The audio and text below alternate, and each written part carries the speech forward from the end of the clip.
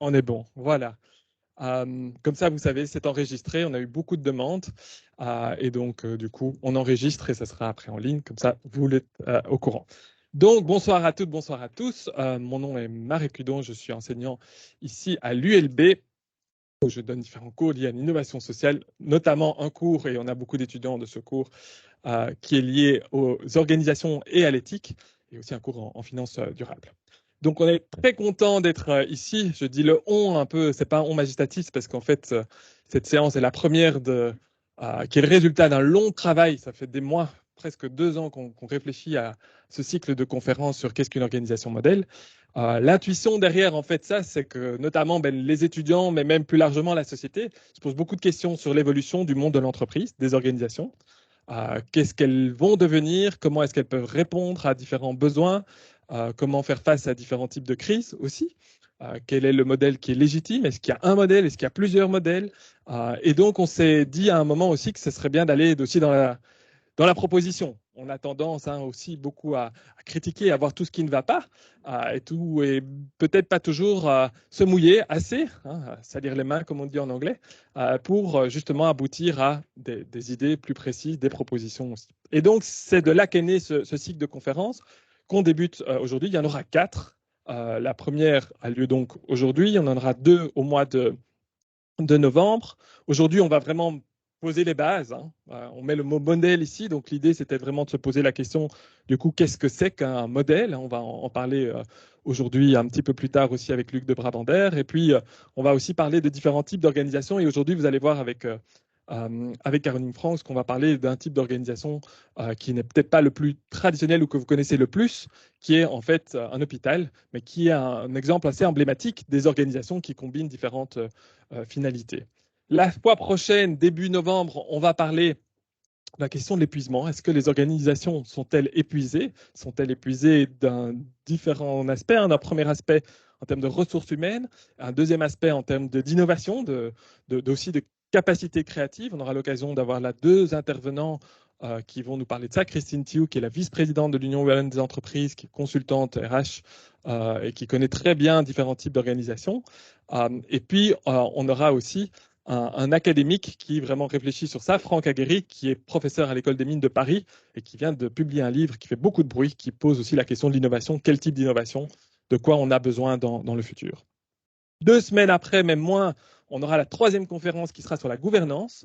On parle des entreprises, mais c'est indispensable sans doute de parler de comment est-ce qu'on va gouverner ces entreprises face à ces différentes crises, face à ce changement de donne aussi. Et donc là, en praticien, on aura l'occasion d'accueillir Pierre Mottet, qui est président d'IBA, président de l'Union wallonne des entreprises, et qui sera en binôme avec Blanche Segrestin, qui est une professeure, à nouveau, vraiment par hasard, de l'École des mines, qui travaille vraiment sur la gouvernance d'entreprise en France, qui est une personne qui travaille depuis longtemps sur ça, qui a déjà eu pas mal d'influence sur les réflexions françaises sur ceci.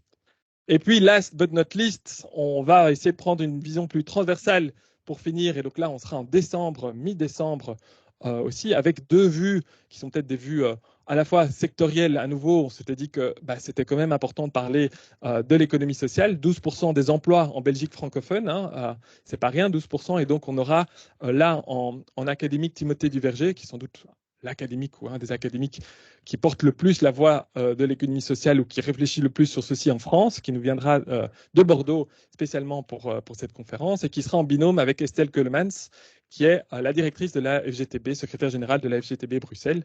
Et donc, on pensait aussi que c'était intéressant de pouvoir accueillir les syndicats et de voir une vue syndicale sur cette question de l'organisation modèle. Et puis, à la fin, je dirais quand même quelques mots aussi pour me mouiller aussi sur cette question-ci. Peut-être, avant de commencer, déjà remercier Colline, qui accueille aussi, qui est co-titulaire du cours cette année, ce cycle de conférences. On a réfléchi un petit peu comment essayer d'animer ça et comment faire quelque chose de bien. Voilà. Il ne me reste plus qu'à introduire rapidement nos 2 orateurs du jour. J'ai déjà dit quelques mots, mais Caroline Franks est ingénieure de gestion, comme beaucoup d'étudiants le seront dans quelques mois ici.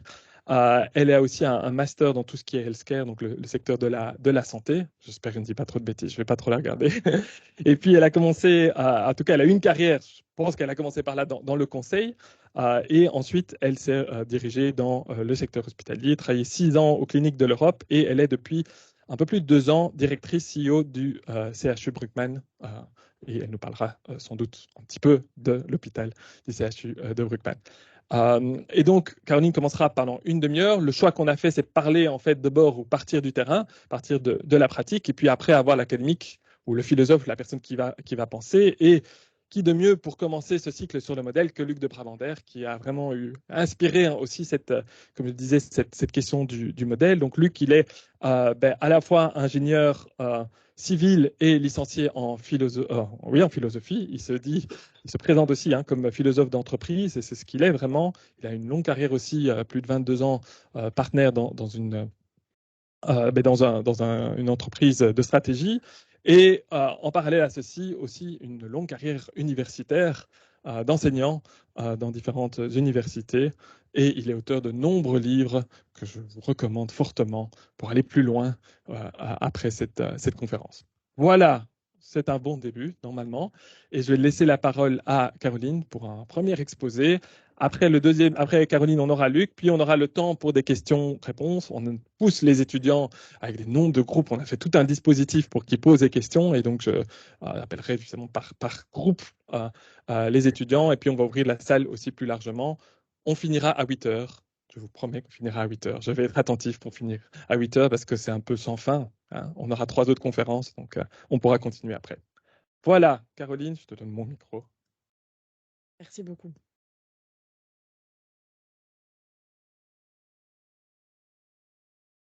Comment? Bien.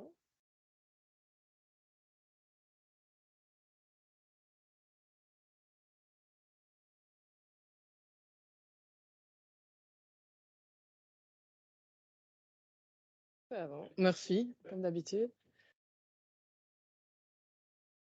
Même sur le screen, ça marche pas. Ah voilà. Ça n'a pas changé ici. Voilà. Bonsoir tout le monde. Merci pour l'intro, Marek. Mais donc, comme il a dit, ça fait maintenant un peu plus de 2 ans que j'ai pris la tête du CHU Bruckmann. Alors, je voudrais commencer mon exposé par remercier Marek et Luc de m'avoir chaleureusement invité ici. C'est pas un public habituel pour moi.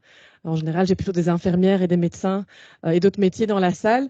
Alors, cette question de quel est le bon modèle, je voudrais aussi remercier Luc et Marek pour ça, parce que ça fait plus d'une semaine que je prépare l'exposé ce soir et j'ai des grands débats dans mon équipe sur finalement quel est le bon modèle, parce que les différentes crises qu'on a passées, qu'on est encore occupé de passer aujourd'hui, nous interrogent sur finalement est-ce que le modèle qui est en place aujourd'hui, est-ce que c'est le bon, est-ce qu'on doit le changer. Et donc c'est vraiment un sujet qui est pour moi d'actualité. Alors, avant de rentrer dans cette question du modèle, je voudrais vous parler un tout petit peu de l'hôpital, parce que normalement la majorité ici n'est pas familier avec le milieu hospitalier. Et je voudrais quand même vous donner le contexte, poser quelques jalons pour que vous puissiez mieux comprendre la complexité que je vais aborder par la suite.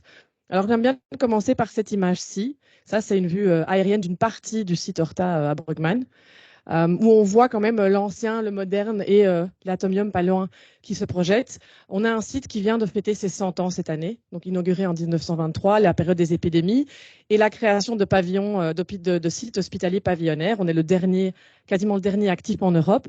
Et donc, c'est vraiment pour moi une image importante parce qu'elle allie l'ancien, le nouveau, des symboles belges quand même. Je ne vais pas passer là-dessus, mais en 1958, exposition universelle, il n'existait pas de service des urgences. Et comme on était l'hôpital le plus proche, eh bien, le premier service des urgences en Belgique a été créé à Bruckmann parce que c'était juste à côté. Et de là est née évidemment l'évolution qu'on connaît aujourd'hui de ce service-là. Alors, je vais vous donner quelques chiffres, je vais vous donner quelques explications de gouvernance, vraiment pour vous peindre le tableau de l'hôpital. Alors, d'abord, on va regarder la carte. Bruckmann, c'est le plus gros hôpital public de Bruxelles, 853 lits. On est répartis sur 3 sites et comme vous regardez la carte, on est vraiment répartis dans le nord de Bruxelles. Alors, on a notre gros site, le site Horta que vous voyez en haut à gauche sur la commune de Laken, qui est un site aigu. Donc, pour petit jargon, aigu, ça veut dire qu'on y a un bloc opératoire, on y a un service d'urgence et des soins intensifs. Alors, on a aussi le site Paul-Brien à Scarbeck, qui lui est plus petit, 126 lits, mais qui est aussi un site aigu. On a même un SMUR, un départ 112 qui part de là. Et puis, on a une collaboration sur le site de Rennes Street, mieux connu comme l'hôpital des Grands Brûlés à Neder-Overbeek, où on collabore avec la Défense. Et là, on a une centaine de lits. Ce sont des lits de revalidation longue durée. Mais on a aussi toute une équipe qui travaille là-bas. Alors, pourquoi est-ce que je vous présente ça? Je vous parle l'hôpital en quelques mots, mais surtout, pour vous montrer qu'on n'est pas les seuls à Bruxelles. Et donc, on est dans un environnement extrêmement concurrentiel, ce qui fait aussi que quand on pense le modèle et comment on va utiliser le modèle, ça a évidemment son impact. Quelques chiffres. Ce que vous devez retenir de ça, c'est qu'en fait, un hôpital, c'est une entreprise normale, en quelque sorte. D'une certaine taille, certes. Mais imaginez, on a presque 4000 collaborateurs qui travaillent sur nos 3 sites, qu'il faut gérer au quotidien, dont 450 médecins qui font quelque part tourner le core business. On a un chiffre d'affaires de plus de 300 millions d'euros. Donc, on est quand même un gros employeur à Bruxelles, si je le regarde comparativement. On a des surfaces gigantesques à gérer. Le site pavillonnaire que je vous ai montré, c'est 17 hectares. 17 hectares en surface, 7 km en souterrain. Et donc, il y a voilà, toute une gestion logistique d'infrastructures, etc., qui est aussi nécessaire pour tenir tout ça, pour que ça fonctionne bien, pour qu'on puisse bien prendre soin de nos patients. Alors, on est aussi une des top 3 de la maternité. J'y reviendrai après parce que c'est important dans toute la partie innovation de l'hôpital. Mais ce que je veux vraiment vous montrer ici, c'est qu'un hôpital, c'est comme une organisation classique. On a besoin d'un modèle pour la faire fonctionner. On a besoin d'une gouvernance. On a besoin d'une stratégie. C'est vraiment essentiel. La gestion d'une organisation pareille ne s'improvise pas. Ça, c'est une photo que j'aime vraiment bien montrer. On est en 1923. C'est l'année d'inauguration du site Horta. Alors, pourquoi est-ce que je vous montre cette photo? 2 choses. À l'époque, l'hôpital, il était basé dans le centre-ville en collaboration avec l'hôpital Saint-Pierre, que vous connaissez peut-être.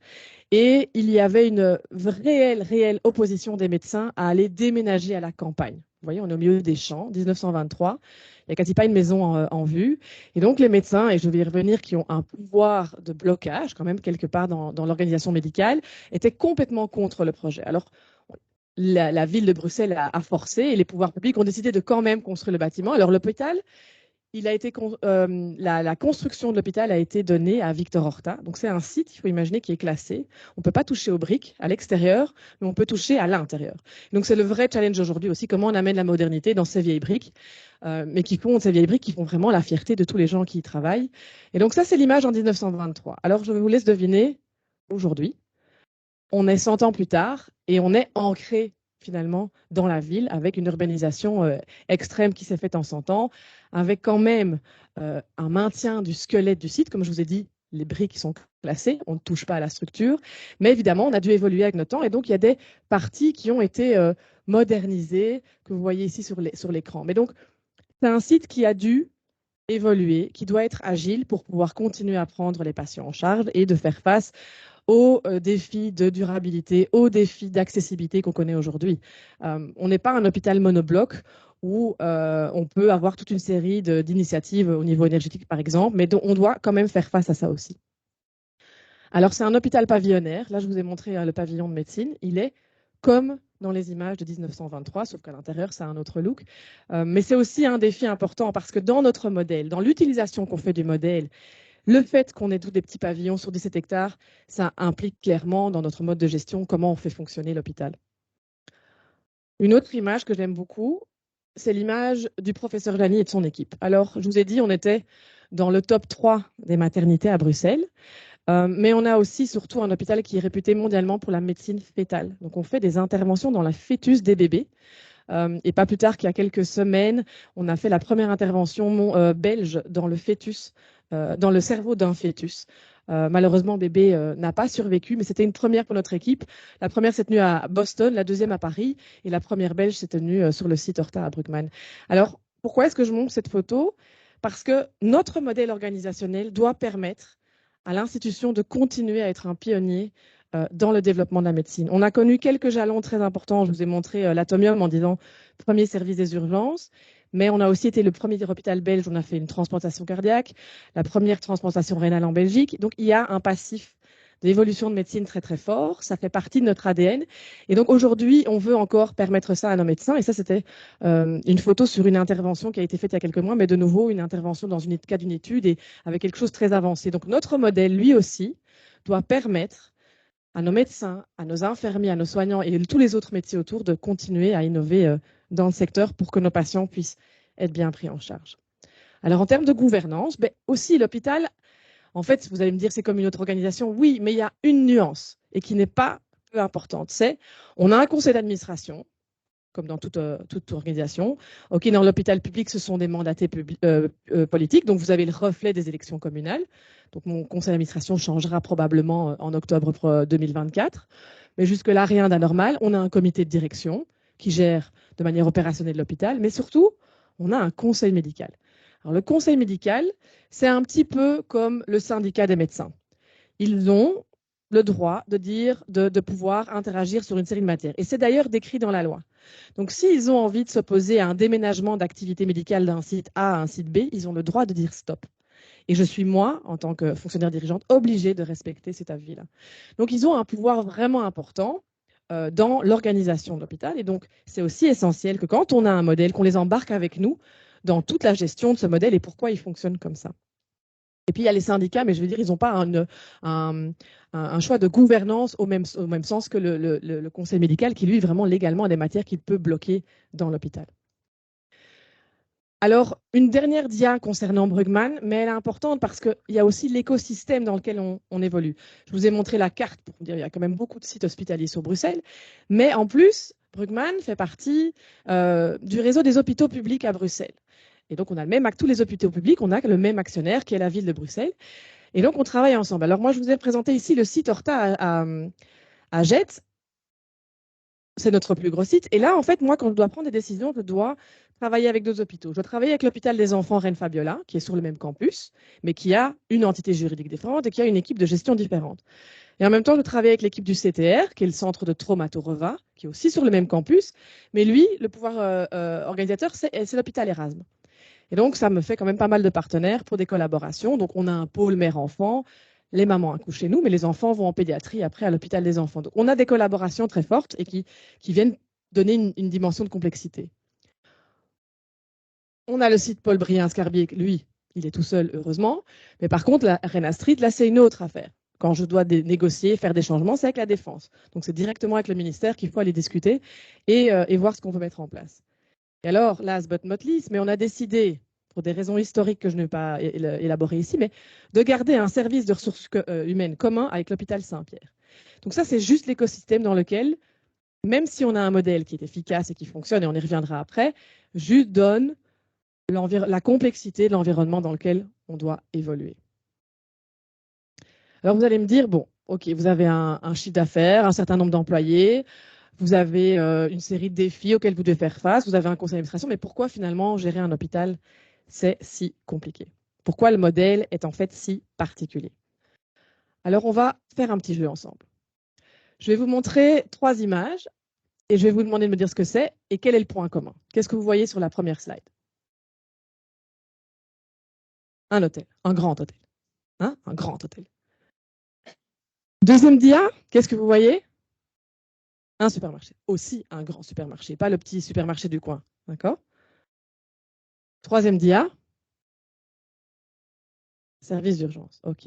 C'est quoi le point commun entre les 3 images que je viens de vous montrer? L'influence, la taille, d'autres, un hôpital, on avance dans le bon sens. En fait, le point commun, c'est que c'est chaque organisation qui a un modèle, c'est un modèle d'organisation différent. La différence, c'est qu'en fait, l'hôpital, c'est la combinaison des 3. Alors pourquoi est-ce que je dis ça? On est un hôtel, l'hôpital c'est un hôtel, on a 853 lits, il faut les remplir tous les jours, un maximum, parce que mon financement dépend du nombre de lits remplis. Et en plus, il faut rester le plus court possible. Donc vous venez pour une nuitée puis vous partez. Façon de parler. Donc c'est une gestion d'un modèle d'organisation tel qu'on gère un hôtel. Ensuite, c'est un supermarché. Il faut imaginer qu'il y a des gens, 2000 patients par jour, qui viennent et qui font des courses pour à peu près 40, 50, 60 euros quand vous allez à une consultation, par exemple. de nouveau, un supermarché, c'est un modèle d'organisation avec ses stratégies, son modèle, et on le gère de cette manière-là. Et puis, c'est un service d'urgence. Alors, j'ai mis service d'urgence, mais c'est une entreprise de service. On doit faire, dans l'hôpital, vous allez à un quartier opératoire, vous imaginez que votre intervention va être picobello du début à la fin. On doit vous livrer un service irréprochable, avec en plus de la lingerie, de l'hôtellerie et tout ce qui va avec. Et donc, vraiment, l'hôpital, pour moi, et j'essaye de l'expliquer comme ça dans la complexité, pourquoi est-ce que c'est finalement compliqué avec tout ce que je vous ai montré avant, c'est qu'il y a une superposition, une conjonction de ces trois modèles qui fait qu'en termes de gestion, ce n'est pas évident. Et je ne parle ici du modèle, je ne parle pas de l'utilisation du modèle et des paramètres qui peuvent venir influencer. Par exemple, 450 médecins. Dans un hôpital privé, ce seront 450 médecins indépendants. Donc, vous imaginez une entreprise qui est gérée par 450 freelances qui gèrent votre business. C'est juste pour vous donner une image dans le niveau de complexité que ça peut apporter. Alors ça, pour moi, c'est mon premier constat. C'est qu'en fait, on est dans un modèle d'hybridation. On est dans une certaine hybridité ici, de par cette juxtaposition de trois modèles organisationnels. Alors, c'est très intéressant parce que j'ai été relire un tout petit peu Mintzberg avant de venir ici. Et typiquement, l'hôpital, c'est le modèle organisationnel professionnel, etc. Mais en fait, quand on regarde aujourd'hui, ça a quand même sérieusement évolué. Alors, deuxième question, mais qui est importante, c'est finalement, on parle de management privé, de management public, parce que dans le milieu hospitalier, vous avez des hôpitaux publics et hôpitaux privés. Mais ce qu'on voit depuis, je dirais, une bonne quinzaine d'années, c'est que dans les hôpitaux, les conseils d'administration ont fait le choix d'aller chercher des experts ou des gens qui ont une expertise dans le domaine privé et qui sont venus à des postes, que ce soit des postes de direction générale ou de direction tout court, pour venir, on va dire, apporter cette expertise du privé dans le public. Et ici, quand je dis public, c'est le secteur public globalement des hôpitaux, par exemple. Et donc, je vais prendre mon cas. J'ai fait 10 ans de conseil, typiquement du conseil dans d'autres industries, du conseil dans le milieu hospitalier. Et donc, on arrive avec un gros sac à dos plein de bonnes pratiques, d'expertise, de modèles organisationnels qu'on connaît bien, qu'on a vu mettre en place chez les clients. Et on se dit, il y a assez d'ingrédients là derrière pour pouvoir aller mettre ça en place dans l'hôpital. Ça, c'est un premier constat. Le deuxième constat qu'on voit aussi, c'est parfois on voit aussi des switches au sein du secteur public, d'être passé dans un hôpital privé et puis d'aller dans un hôpital public. Même si beaucoup de choses sont similaires, il y a quand même des différences. Et donc là aussi, on se dit, cette personne a travaillé dans le privé, elle va travailler dans le public, elle va pouvoir prendre les compétences et les mettre ensemble. En fait, ce qu'on voit, c'est que ça forme une énorme lasagne. Et c'est pour ça que j'ai mis cette image en avant, c'est qu'il y a en fait, on met juste des couches l'une au-dessus de l'autre. On prend de l'expertise et on la met au-dessus d'une autre expertise et on pense que ça va fonctionner. Je vais vous donner un exemple, pas plus tard que cette semaine. J'ai un nouveau directeur des ressources humaines qui est arrivé en novembre. Il vient du privé, dans le secteur de l'énergie, il est dans le secteur des transports, travaille dans des cabinets de conseil aussi. Et j'ai un service de ressources humaines vraiment en difficulté pour le moment. On doit tout réorganiser. On doit quasiment repartir d'une page blanche, ce qui est littéralement impossible. On a une équipe de 60 personnes en place. On a des habitudes qui sont là depuis 20 ans, mais il faut quand même réformer le modèle. Ça ne fonctionne pas. Et donc, Gaëtan arrive avec son énorme sac à dos. Il donne cours aussi à l'UNIF, quelqu'un de brillant, avec plein de bonne expertise. On est 1 an plus tard et ça ne marche pas. Pas parce qu'il ne travaille pas parce qu'il ne met pas les bonnes choses en place, mais ça ne marche pas parce qu'en fait, ça fait ça. Parce qu'en fait, on superpose. On a juste superposé au lieu de recréer, en fait, la nouvelle organisation, le nouveau modèle. Et ça, c'est peut-être pour moi, en préparant cette session ici, vraiment quelque chose d'important de conscientiser, en fait, que ça ne marche pas. Même, ça va faire plus de 2 ans que je suis là. Je commence à avoir les effets des projets qu'on a mis en place. Mais en fait, c'est pour ça que c'est compliqué, parce qu'on ne recrée pas quelque chose de nouveau et que du coup, c'est plus lent. Du coup, les gens ne comprennent pas. Vous avez des équipes qui sont là depuis 20 ans, qui ne comprennent pas, en fait. Ils sont la couche là au milieu, ils se disent, mais qu'est-ce qu'on vient encore de me rajouter? En plus, je ne comprends pas pourquoi on doit changer, je ne comprends pas ce qu'on est occupé de mettre en place. Donc, pour moi, quand même, un élément, un questionnement très important. Alors, évidemment, c'est ce que j'essaie d'expliquer ici, c'est que les couches de la lasagne, la sauce, la crème, tout ça, en fait, c'est super bien. C'est probablement des très bons ingrédients, mais on doit changer la recette. On doit inventer une nouvelle lasagne qui s'appellera peut-être plus lasagne. Mais je crois que vraiment aujourd'hui, moi, j'ai l'impression qu'on en est arrivé à ce croisement-là, à se dire comment est-ce qu'on peut repenser ce modèle. Alors, ça, il faut le mettre à la lumière des crises que vous connaissez. Évidemment, le Covid nous a très, très fort impacté, nous, milieu hospitalier. Mais je ne vous parle pas de la crise de l'Ukraine, évidemment, qui a fait exploser l'inflation. Et on est évidemment tous touchés par ça aussi. Les cyberattaques, La question, c'est quand est-ce qu'on se fera attaquer? Pas si on se fera attaquer, c'est sûr, mais quand? Ça met votre système à plat. On a eu une attaque qui était à Saint-Pierre, mais on a des collaborations avec l'hôpital Saint-Pierre. Notre labo s'est retrouvé à plat pendant 2 semaines. On a refait les tubes dans des petits pots avec des papiers, plus de 1000 petits pots sur la table. Donc, c'est des vraies crises qui sont là, mais qui vous demandent, avec votre modèle que vous avez, de tourner et de quand même pouvoir rebondir. Donc, je pense qu'aujourd'hui, je ne vais pas rentrer dans les débats politiques, mais vous savez que on parle d'une nouvelle réforme d'État. Il y a évidemment un impact au niveau de la santé. Donc, comment est-ce que ces réformes-là vont venir nous impacter dans la nouvelle lasagne qu'on va créer? Donc, moi, finalement, ma réflexion après ce modèle-ci, c'est finalement, est-ce qu'il n'y aurait pas une hybridation au carré quelque part? Est-ce que l'hôpital n'est pas 2 modèles hybrides qui fonctionnent ensemble, un qui a à la fois ces 3 modèles qui sont en juxtaposition et qui créent la complexité que je vous explique là, mais aussi ce mélange public-privé parce que je crois que si on prend les hôpitaux bruxellois, on peut facilement faire plus de la moitié où on a ces compétences, ces talents du privé qui sont venus et qui essayent de mettre en place, mais en fait, on ne sait pas copier-coller ça simplement dans des organisations, qui plus est des organisations qui parfois ont du retard sur les secteurs. Typiquement, la digitalisation dans un secteur comme l'hôpital, on n'est pas les premiers, on est plutôt en queue de peloton plutôt qu'à la tête des avancées. Donc, tous les hôpitaux ne sont pas au même rythme, mais c'est quand même un constat majeur. Donc, quand vous êtes venu d'une organisation qui était hyper dans le digital, très avancée, vous arrivez, vous avez l'impression d'être à l'ère des dinosaures, c'est parfois un petit peu compliqué. Donc, ça peut créer ces distorsions-là aussi. Donc, moi, je terminerai finalement sur cette question que je pose à la fois à mon équipe, que je pose aux politiques, que je poserai aux politiques parce que je fais partie des groupes hôpitaux GBIS, qui est la fédération des hôpitaux bruxellois, en disant voilà quel est le modèle qu'on doit mettre en place pour qu'on puisse continuer à bien soigner nos patients et puis un jour peut-être vous soigner aussi. Je ne vous le souhaite pas évidemment, mais voilà, on passera tous à un moment donné par cette case-là. Voilà, merci beaucoup.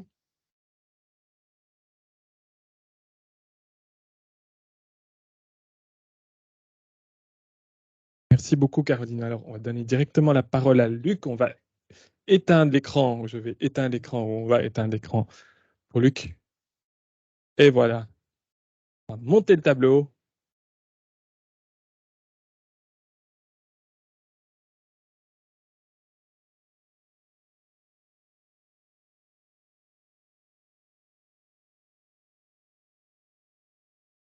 Alors bonsoir.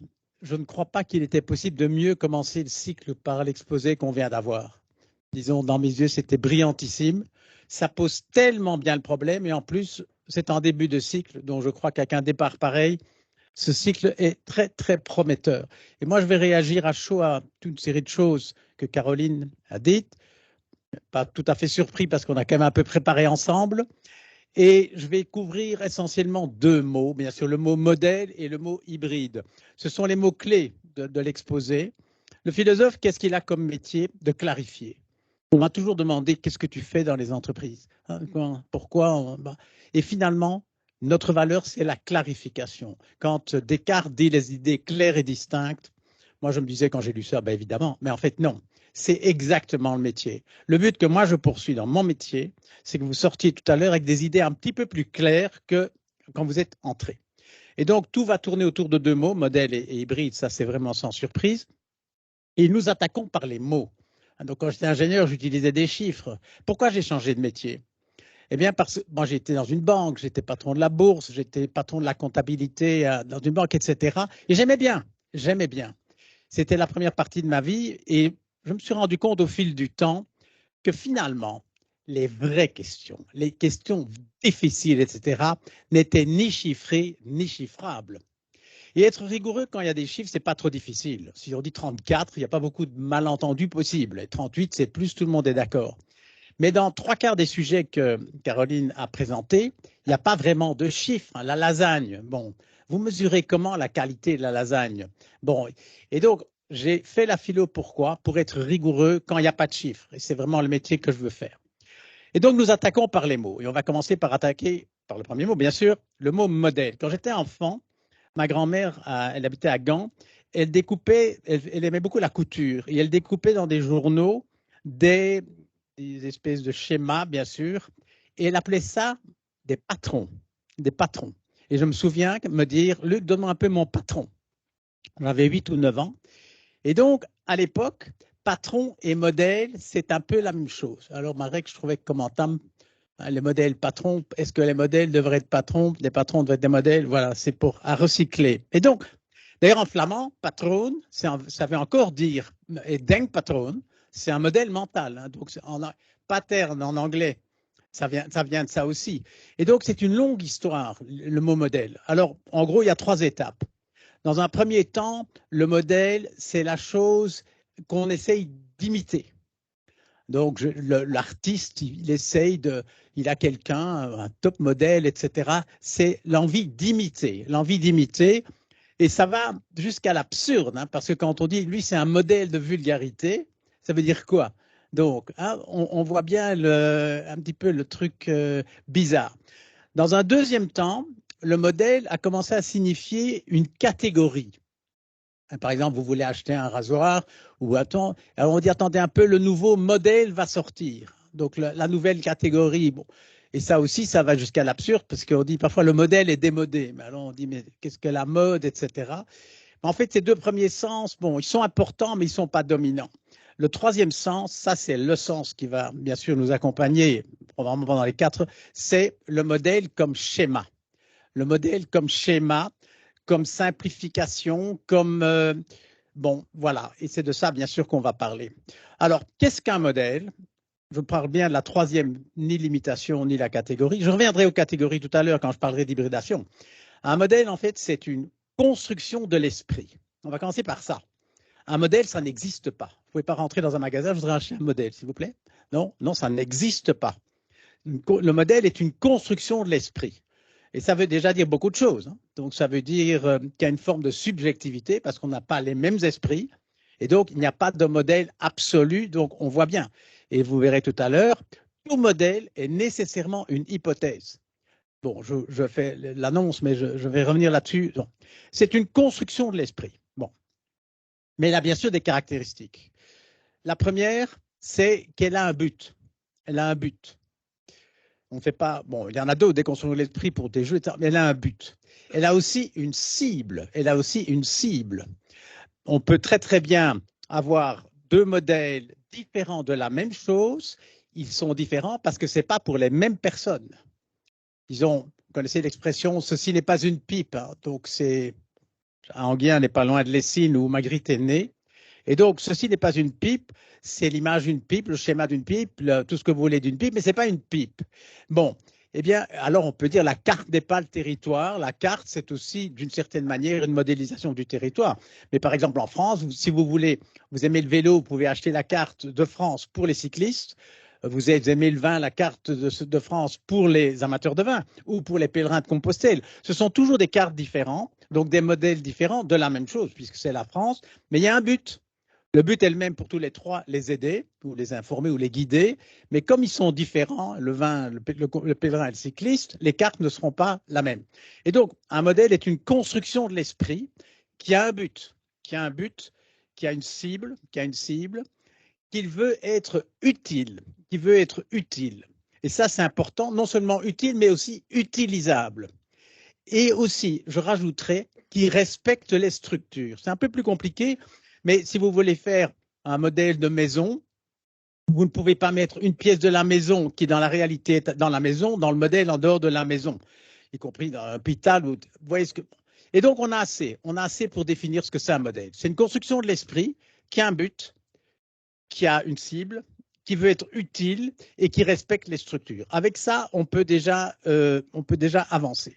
Alors, ceci étant dit, il y a pour moi au moins 3 grands groupes. Peut-être que le premier auquel on pense, c'est les modèles scientifiques. Je ne vais pas écrire. Est-ce que je suis dans le champ de la caméra? Oui, hein, je peux aller jusqu'ici. Oui, ok, ça va. Et donc, bonjour à ceux qui regardent. C'est une occasion de... Voilà. Mais salut. Bon. Et donc, les modèles scientifiques, alors c'est par exemple les modèles météorologiques.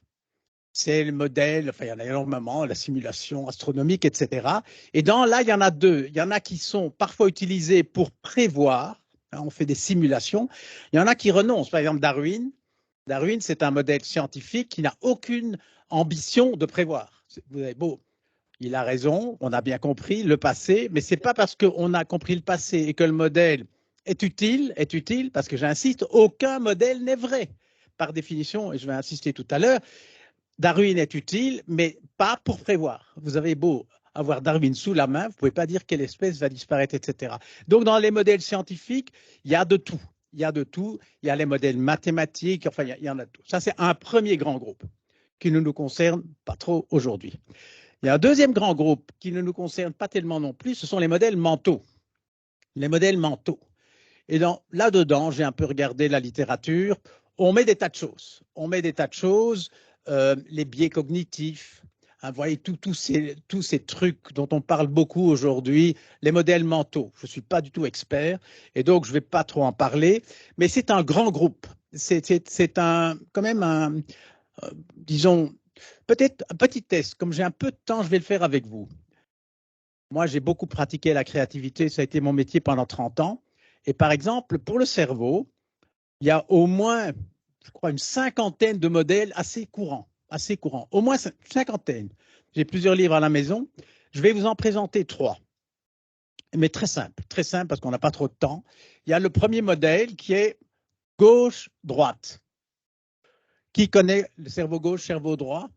Bon, voilà, c'est en 77, il y a un médecin Sperry qui a eu le prix Nobel de médecine parce qu'il a montré qu'en fait, le cerveau n'était pas symétrique. Il y a bien 2 hémisphères, mais qui n'ont pas du tout les mêmes fonctions. Et de manière très, je dirais, logique, enfin non logique, mais non, je ne vais pas dire logique, de manière très simplifiée, je pourrais dire, à gauche, il y a la logique et à droite, il y a l'imagination. L'imagination, voilà. Et quand on dit ce type est très cerveau droit, il a beaucoup d'imagination, cerveau gauche, il est très rationnel, etc. Bon, bien sûr, ce n'est pas vrai. Ce n'est pas vrai. Et d'ailleurs, la théorie était même pas une théorie. Le modèle a été très contesté, notamment les gauchers. On ne sait pas très bien comment ça va. Mais en fait, ça n'a pas beaucoup d'importance parce que tel quel, il n'a pas prétention d'être vrai, il a prétention d'être utile. Et il est utile. Ça, c'est modèle numéro 1. J'en mets un deuxième qui est le modèle de MacLean. MacLean lui fait un modèle comme ça. Il dit en fait, si on creuse ici, et je sais qu'il y a un médecin dans la salle, il va se dire mais comment il ose? Mais moi, je recopie ce qu'on m'a dit, hein, donc j'imite le modèle. MacLean, il dit le cerveau humain est composé de 3 couches. Il y a une couche, je dirais un centre, qui est le cerveau reptilien. Reptilien et qui est un peu chronologique. C'est le premier qui est apparu. Bon. Après quelques millions d'années ou quelques centaines de millions d'années, est arrivé un deuxième couche qui est le cerveau limbique. Limbique, c'est le cerveau, je dirais, je vais en parler tout de suite, et le troisième cerveau, le cortical, la troisième couche, et voilà. Sperry présente le cerveau comme ça, MacLean présente le cerveau comme ça. Alors, c'est intéressant parce que ce n'est pas du tout la même chose, et forcément, aucun des deux ne prétend être vrai. Je reviens 2 secondes sur le cerveau de MacLean. En fait, comment ça marche? Il dit, mais au fond, au centre, on a le cerveau qui est connecté au présent. C'est le cerveau qui, par exemple, quand on se brûle, il fait aïe. Ou quand on dit j'ai soif, je bois. Bon, ça, c'est le cerveau reptilien, donc le présent. Le limbique, c'est le présent plus le passé. Donc, le présent plus le passé. Et donc, c'est le cerveau des émotions. C'est le cerveau des émotions. Et par exemple, donc c'est la mémoire en fait. Pourquoi un poisson rouge ne devient pas fou dans son bocal? Parce qu'il n'a aucune mémoire. Donc même après un tour, il ne se souvient pas qu'il était déjà passé par là. Et on dit qu'un ours devient fou dans une cage parce que lui a une mémoire. Et donc lui, il a la différence entre le poisson rouge et l'ours, c'est le cerveau de limbique.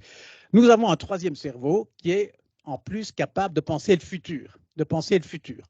Bien sûr, c'est très schématique et on voit bien sur ces deux modèles, c'est vraiment des modèles qui sont totalement incompatibles. Bon, on ne sait pas vraiment, mais on sent qu'ils sont un petit peu utiles parce qu'on voit bien, on est tous un peu des deux côtés et ici, bon, on est un peu tous les trois. Hein. Par exemple, si vous êtes en voiture et quelqu'un vous fait une queue de poisson, la première réaction est reptilienne, solo, comme ça, bon. La deuxième, c'est limbique. Attends un peu. Attends ce que je vais te faire. Donc, puis le cortical, normalement, intervient, dit écoute, laisse tomber. Et on se calme. Et on voit bien, on a les 3. Et donc, exactement comme on a l'imagination et la logique. Et ces 2 modèles simplissimes, bon, sont utiles. Rien que ça permet, par exemple, dans une réunion, d'être meilleur. Et de dire, écoutez, on ne va pas. Pourquoi? parce que ces deux cerveaux, logique et imaginaire, n'ont pas le même but, le même but. Celui-là veut faire des nouvelles idées, celui-là veut faire des bonnes idées. Ce n'est pas le même métier.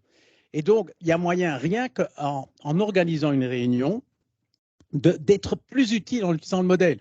Par exemple, nous avons tous une dominance, bien sûr. Moi, je suis plutôt droit, il y a d'autres qui sont plutôt gauche. Eh bien, par exemple, dans une réunion, il est utile de bien balancer.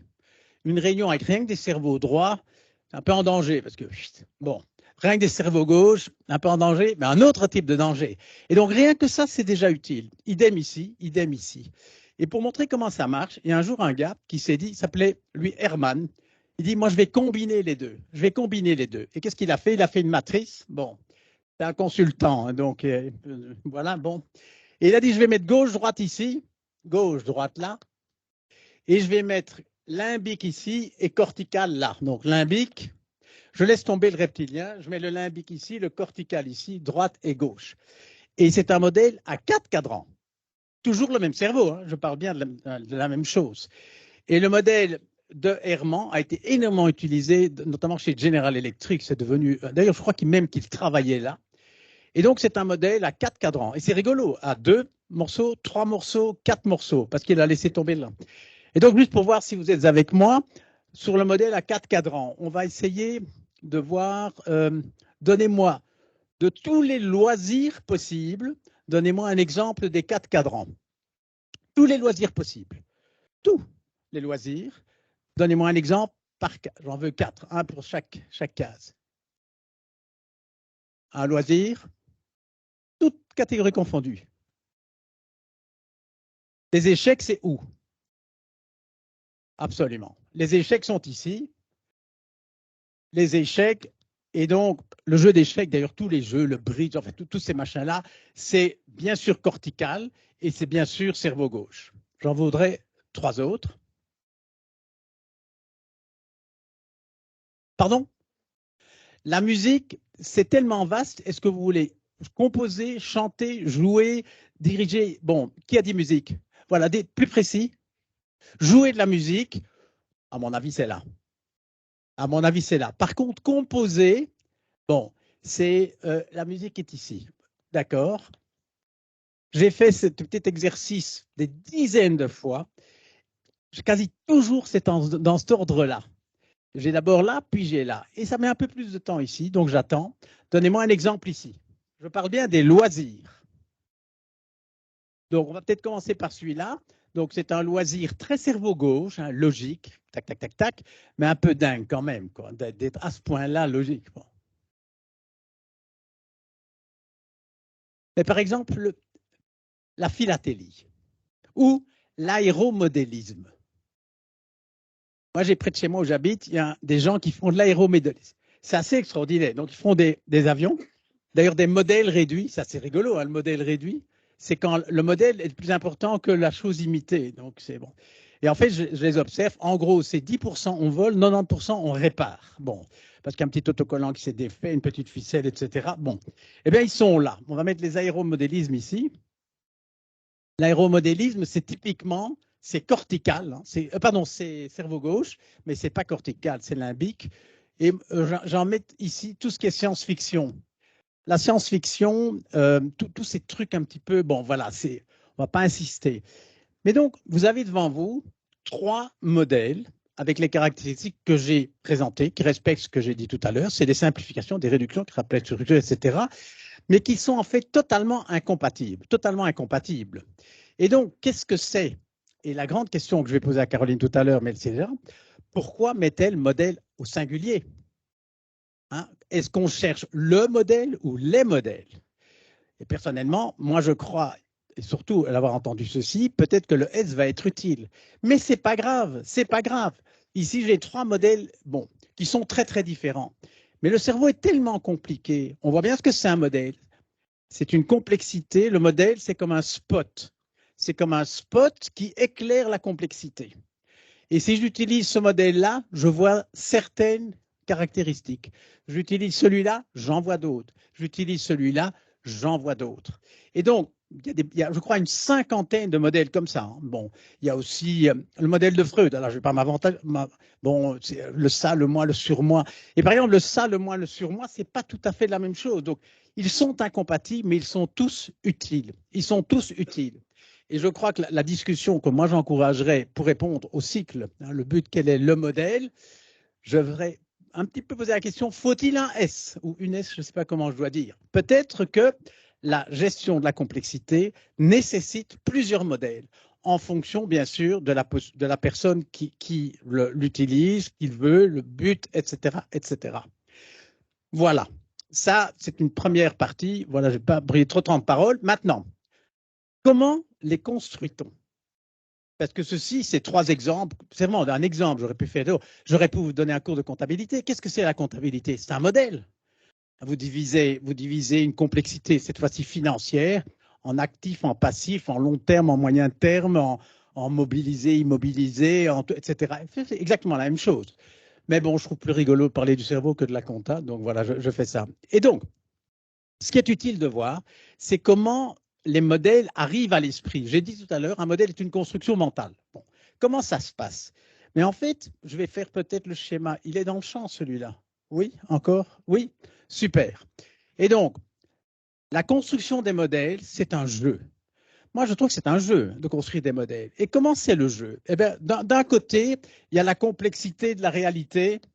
Là, on va mettre ici la complexité. Bon. Et d'autre part, il y a nous. Il y a nous, on va mettre nous. Bon. Et le terrain de jeu de la complexité, les modèles se construisent entre la complexité et nous. L'exemple de Caroline est évidemment flagrant, quoi. Vous avez vu ça? On se demande comment c'est possible de gérer ça. Hein. Bon. Et donc, il y a une complexité, mais néanmoins, il faut avancer. Et donc, voilà le terrain sur lequel se construisent les modèles. Et donc, il y a bien 2 mouvements. Il y a un mouvement qui fait ça. C'est ce que je viens de faire avec le cerveau. Donc, j'ai la complexité du cerveau et je fais des trucs archi simples. Donc, il y a un mouvement qui simplifie. D'accord? Et puis, il y a un mouvement qui fait ça, qui utilise la simplification. Et par exemple, j'organise une réunion, je teste un peu les gens, je fais moitié-moitié, cerveau gauche, cerveau droit. Donc, j'utilise un modèle. Ce qui n'en rien ne donne de la vérité au modèle, hein, mais bien de l'utilité. Et donc, voilà la manière dont les modèles se construisent. C'est comme ça que ça se passe. Mais ça se passe dans le temps. Ça se passe dans le temps. Et donc, on a une complexité en face de nous. Et on se dit, mais qu'est-ce qu'on va faire? Que ce soit un hôpital ou autre chose, hein, qu'est-ce que je vais faire? Je ne peux pas vivre sans modèle. Je ne peux pas. Je ne sais rien faire. Je ne sais rien faire. Il faut bien ne jamais oublier que la pensée ne fonctionnerait pas avec une mémoire infinie. Si Caroline connaissait tous les membres de son personnel, tous les patients, elle ne pourrait pas gérer son hôpital. C'est impossible. Une mémoire infinie nous empêcherait de penser. Une mémoire nulle aussi, mais ça, bon, disons, c'est plus facile à accepter. Mais une mémoire infinie, nécessairement, nous paralyserait. C'est le fait de prendre de la distance, de créer des concepts, des modèles, des catégories. C'est ça qui nous permet de penser. Et donc, je ne sais pas penser sans modèle. Mais un modèle n'est pas la vérité, n'est pas là forcément, puisque pour aller de droite à gauche, je simplifie, j'oublie, je néglige. Vous vous rendez compte, le cerveau, ce que j'en fais, 2 mots et 2 barres. Bon, vous imaginez, c'est l'IMO de la réduction. Mais néanmoins, c'est utile. Et donc, on a un mouvement qui simplifie et qui crée le modèle, bon, qui est ici. Le modèle est créé. Il est créé par la créativité, mais là, on ne va pas entrer dans les détails. Il crée le modèle, hein, c'est comme celui-là ou celui-là, il crée le modèle. Et puis, le modèle existant, je l'utilise. Et c'est la flèche qui va dans l'autre sens. Et donc, qu'est-ce que c'est gérer une entreprise? C'est 90% du temps utiliser des modèles, 10% du temps se poser la question des modèles suivants. En gros, on le voit bien. Pourquoi? Parce qu'il y a une grosse différence entre les 2 côtés. Si vous prenez mon schéma, dans le temps, il y a du changement, mais à droite, le changement est continu. Si vous comparez Brugman aujourd'hui avec Brugman la semaine passée, ce n'est pas la même chose. La semaine d'avant, non plus. La semaine prochaine, non plus. Il y a tous les jours quelqu'un qui entre, quelqu'un qui sort, etc. Bon, c'est sûr, ce n'est pas la même chose, c'est impossible. Par contre, ce que Caroline pense de Brugman, eh bien, ça ne change pas aussi souvent. Pourquoi? Parce qu'une pensée qui évolue tout le temps est paralysante. Elle utilise des modèles et elle cherche bien sûr les suivants. Et le fait, bon, les trois modèles, l'hôtel, le supermarché et les urgences, sont un peu des simplifications qu'elle utilise tous les jours, et c'est très très bien. Mais le monde change, le monde change. Et donc, d'un côté, la complexité, le monde, vous, nous, tout évolue en permanence. De l'autre côté, ici, ça évolue en rupture. Pourquoi? Parce qu'un modèle est une simplification. Et chercher un nouveau modèle, c'était sa dernière slide, c'est donc chercher d'autres simplifications. Mais quand vous passez d'une simplification à une autre, c'est un choc. C'est un choc, c'est un Big Bang, ça secoue, même si on ne change rien en face. Je travaillais pour Solvay il y a une vingtaine d'années, et Solvay à l'époque était organisé avec un modèle par pays. Solvay Belgique, Solvay France, Solvay Italie et d'autres. Est arrivé, parce que le monde change, une toute nouvelle organisation. On a organisé Solvay par métier, la chimie, la pharmacie, les plastiques, enfin je ne sais plus très très bien. Alors, d'un côté, c'est exactement le même Solvay, les mêmes usines, les mêmes produits, les mêmes trucs. Et de l'autre côté, c'est un autre Solvay. Non pas un autre Solvay, mais une totale manière différente de regarder Solvay. Bon, donc je vais mettre ici Solvay par pays, et tout est organisé comme ça. Le comité de direction, il y avait le chef de l'Italie, le chef de la France, etc. Et tout était une fonction de cette première modélisation par pays. On a eu des mouvements, le monde change, parce que ceci ne se passe pas dans l'air, il y a le monde qui change, l'Europe qui se construit. Et ils ont fait, et il fallait le faire, ils ont complètement changé l'organisation. Et donc, du jour au lendemain, ils ont décidé, le 1er janvier, je ne sais pas quoi, on devient une organisation par métier. Par métier, ce qu'on appelle SBU, mais ça n'a pas d'importance. Et donc, d'un côté, Solvay, c'est les mêmes usines, les mêmes produits, les mêmes personnes. De l'autre côté, c'est tout à fait autre chose. Et donc, on voit bien le changement de modèle dont Caroline parle, et donc on cherche. Le changement de modèle, c'est quoi? Ce n'est pas changer les choses, c'est changer la manière de les voir, On va prendre un tout petit tour dans l'astronomie. Copernic, 1543.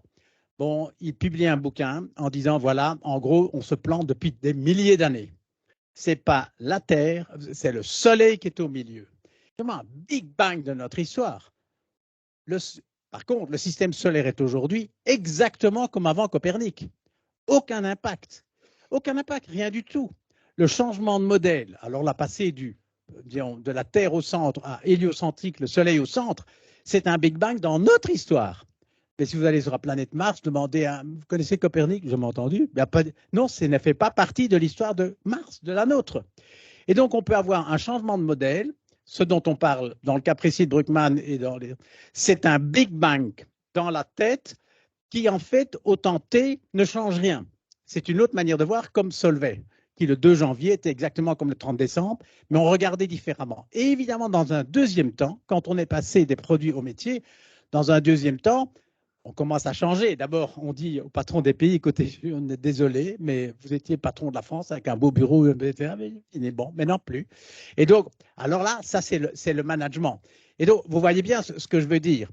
Et ce qu'on retient de mon schéma, ici, c'est qu'un modèle, si on veut qu'il porte des fruits, on ne peut pas y toucher. Imaginez qu'une entreprise où on change de modèle toutes les semaines, c'est totalement inutile. Il n'y a jamais rien qui se passe.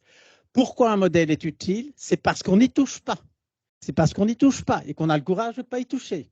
C'est grâce à cette stabilité du modèle qu'on peut faire bouger en face et qu'il y a des choses qui se passent. Je reviens avec l'exemple de Solvay.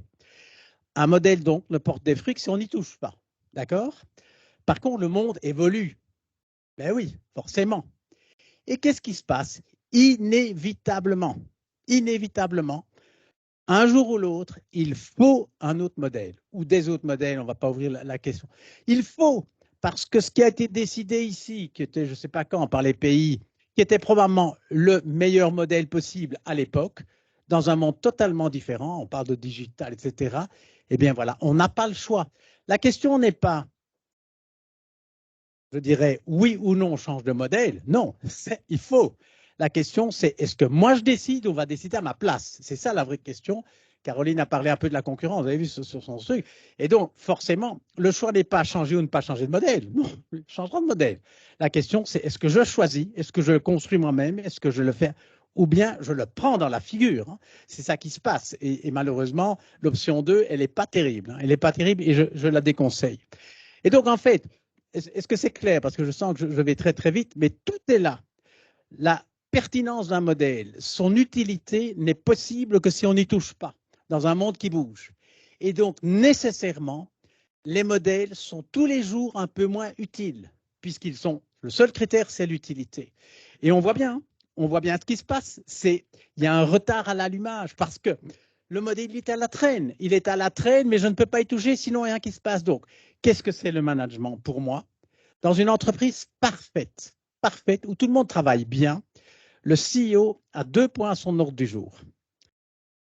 Quel est le prochain modèle et quand je le mets en place? Tout le restant, il peut déléguer. Tout. Les ressources humaines, l'informatique, tout ça, il peut déléguer.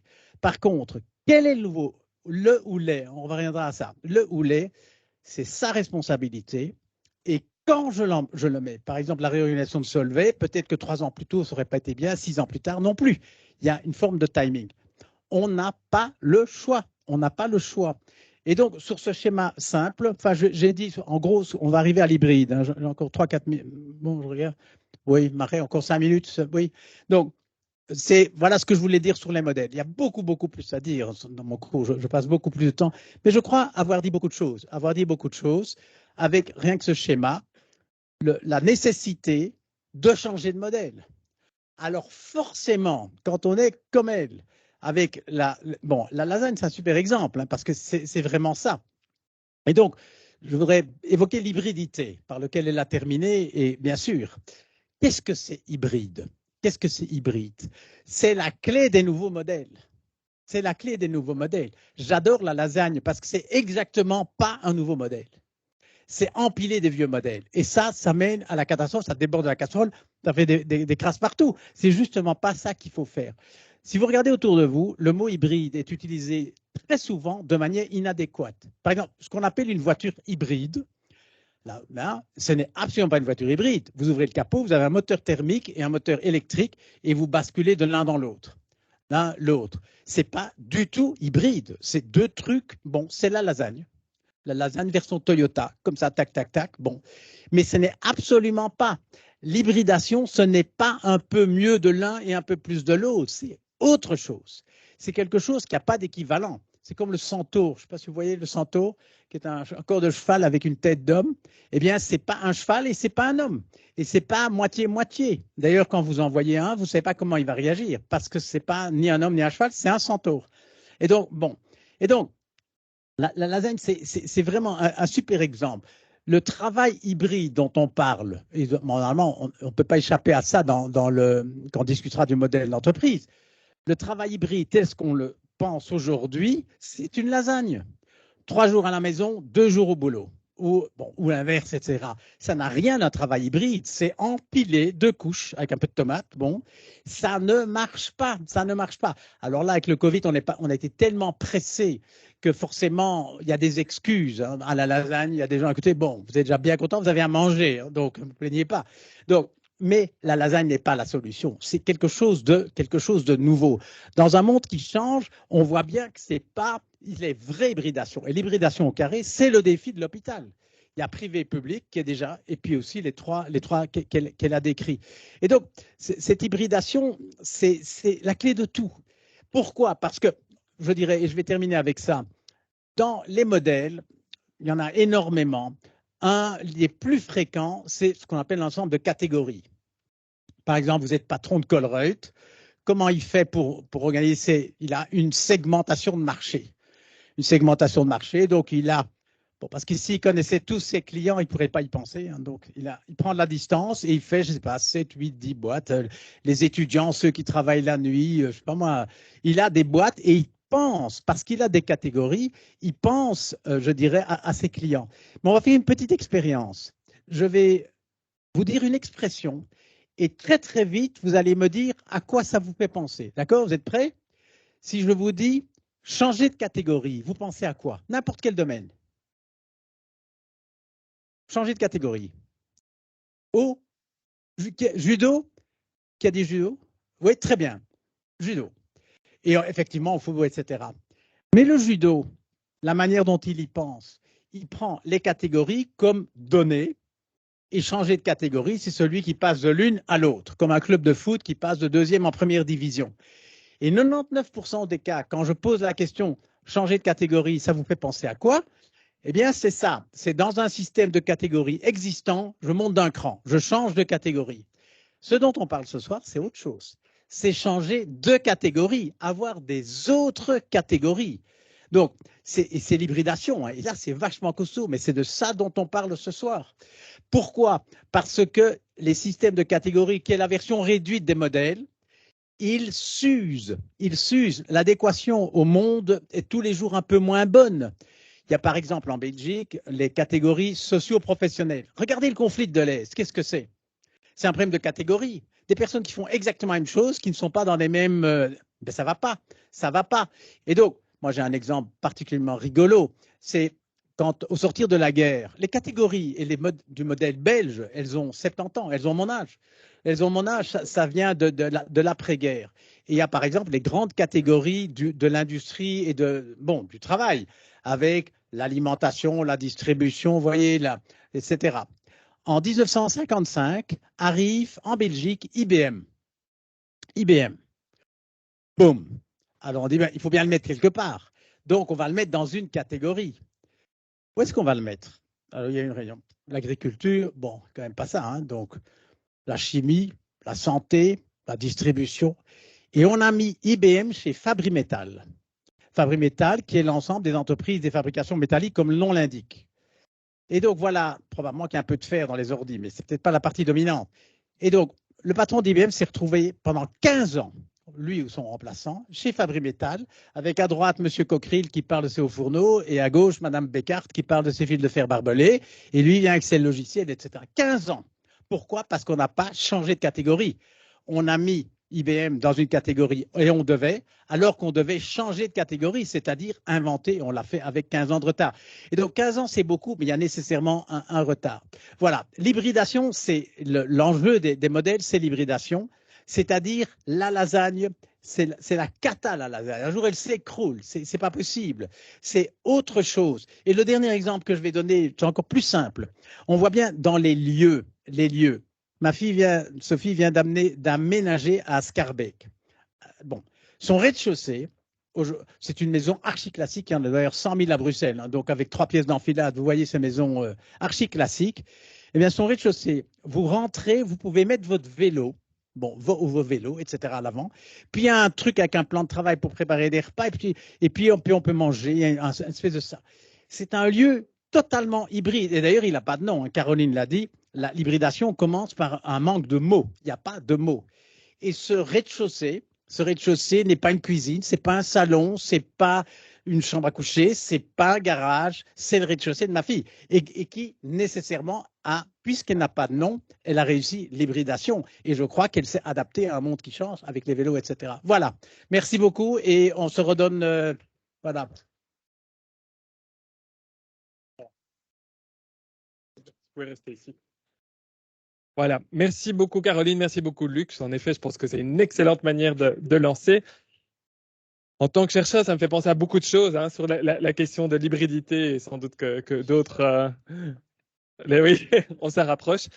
Mais donc, on en parlera après. Alors, ce que je vous propose, donc, c'est de maintenant prendre quelques questions des étudiants. Donc, et ensuite, on ouvrira. Donc, je pense qu'on a, Colline a structuré les étudiants structure en 16 groupes. Et donc, on va prendre d'abord des groupes 1 à 5, quelques questions. De toute façon, sinon, vous les envoyez aussi sur la plateforme. Et Caroline, Luc, si vous avez une question spécifiquement pour l'un, ou si c'est plus général. Et voilà. Donc, peut-être les groupes 1, 2, 3, 4, 5. Non. Oui, monsieur ici. Oui, super, merci.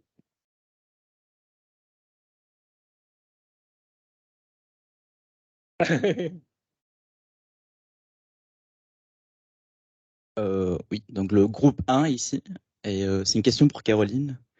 Donc, concernant le site Horta, comment vous faites face aux défis énergétiques si vous ne pouvez pas toucher à la surface de l'hôpital? Bonne question. Alors, j'ai une équipe qui y réfléchit déjà depuis plus de 10 ans. Donc, c'est pas quelque chose que j'ai mis en place en arrivant.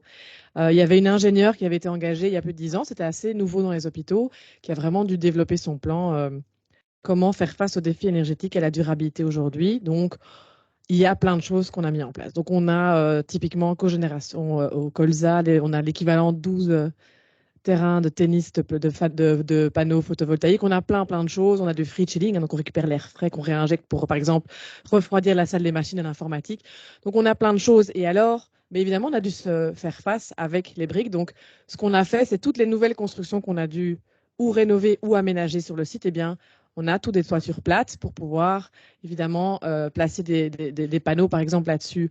Il faut savoir que le site de Horta, il avait été pensé par l'architecte Horta avec déjà une certaine vision de l'architecture et des besoins. Donc, on a 5 km de gaine souterraine, mais qui nous permettent d'amener cet air froid, qui nous permettent de faire des choses qu'un hôpital monobloc aujourd'hui ne sait pas toujours faire. Donc, certes, en termes de consommation d'énergie, ben, on consomme plus sur un site d'une telle taille, mais on a quand même pas mal de techniques aujourd'hui qui nous permettent voilà, d'aller dans ce sens-là, même si ce n'est pas encore parfait. Ça fait 10 ans qu'il y a un plan qui est mis en implémentation à ce niveau-là. Et on devrait avoir notre écolabel dans l'année qui vient, normalement. Voilà.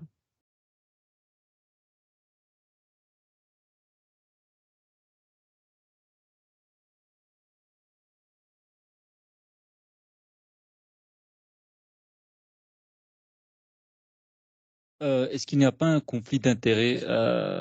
L'objectif du CEO est d'occuper les lits pour peu de temps.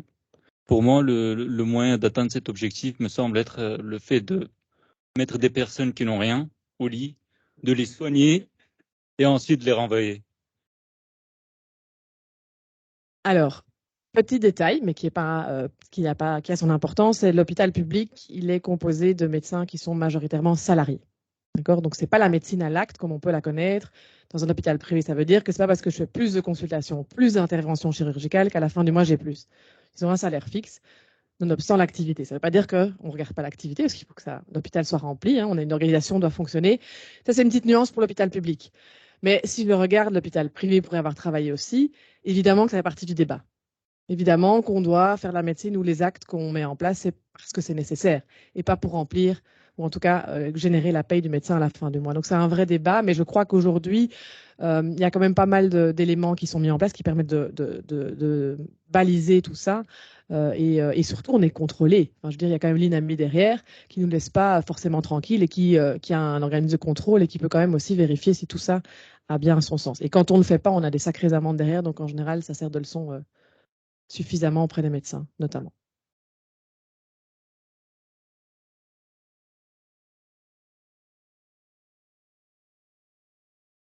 Un mot sur ça, peut-être pour théoriser un petit peu ce que vient de dire Caroline aussi. C'est un bel exemple de tension entre deux logiques institutionnelles, en fait, hein, la logique commerciale, la logique de marché. À partir du moment où il y a un contrat de gestion ici, c'est un hôpital public, donc c'est encore plus.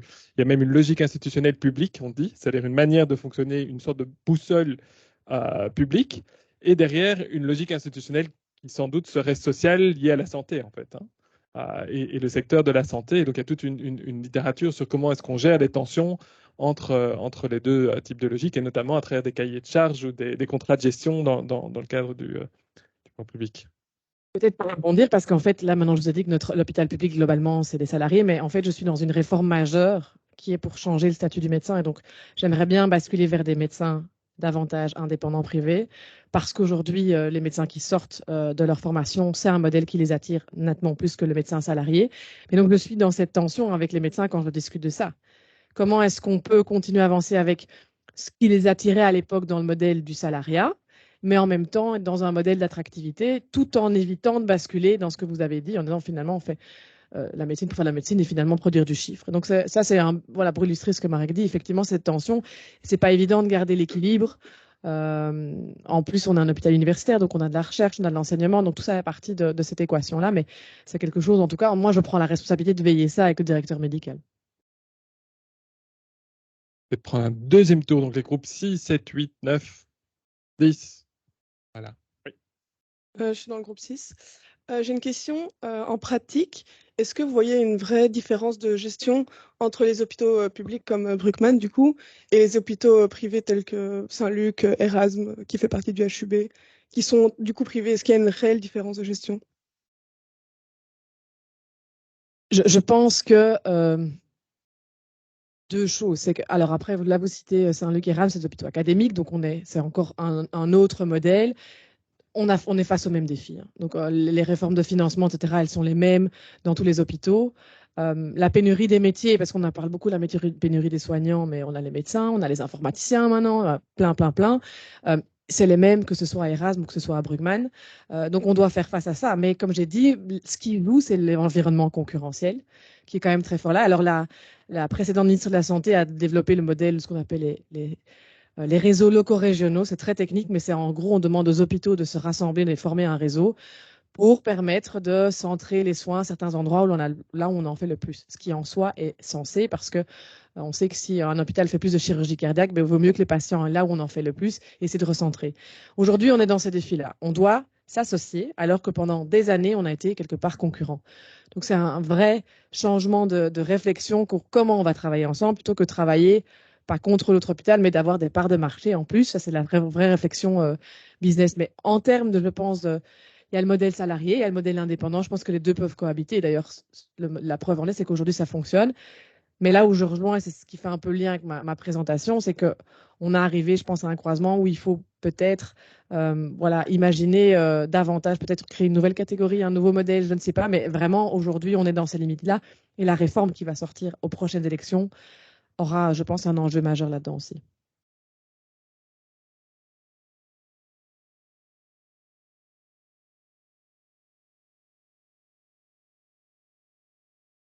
Donc c'est pour le groupe 9. Moi, quand vous parliez qu'il y avait pas mal d'intervenants ou d'externes du privé qui venaient et qui t'ont amené à travailler dans votre hôpital.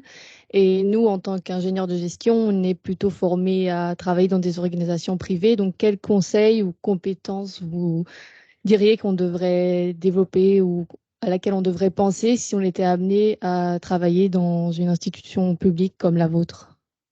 Je pense qu'il n'y a pas des compétences différentes. Je pense que la clé, c'est que pour avoir été assis à votre place il y a quelques années, c'est que moi, je ne connaissais pas l'hôpital. En fait, je la connaissais parce que j'étais parent médecin, mais je ne le connaissais pas en tant qu'organisation. On n'a jamais eu des conférences ou des intervenants en cours qui nous parlaient de l'hôpital.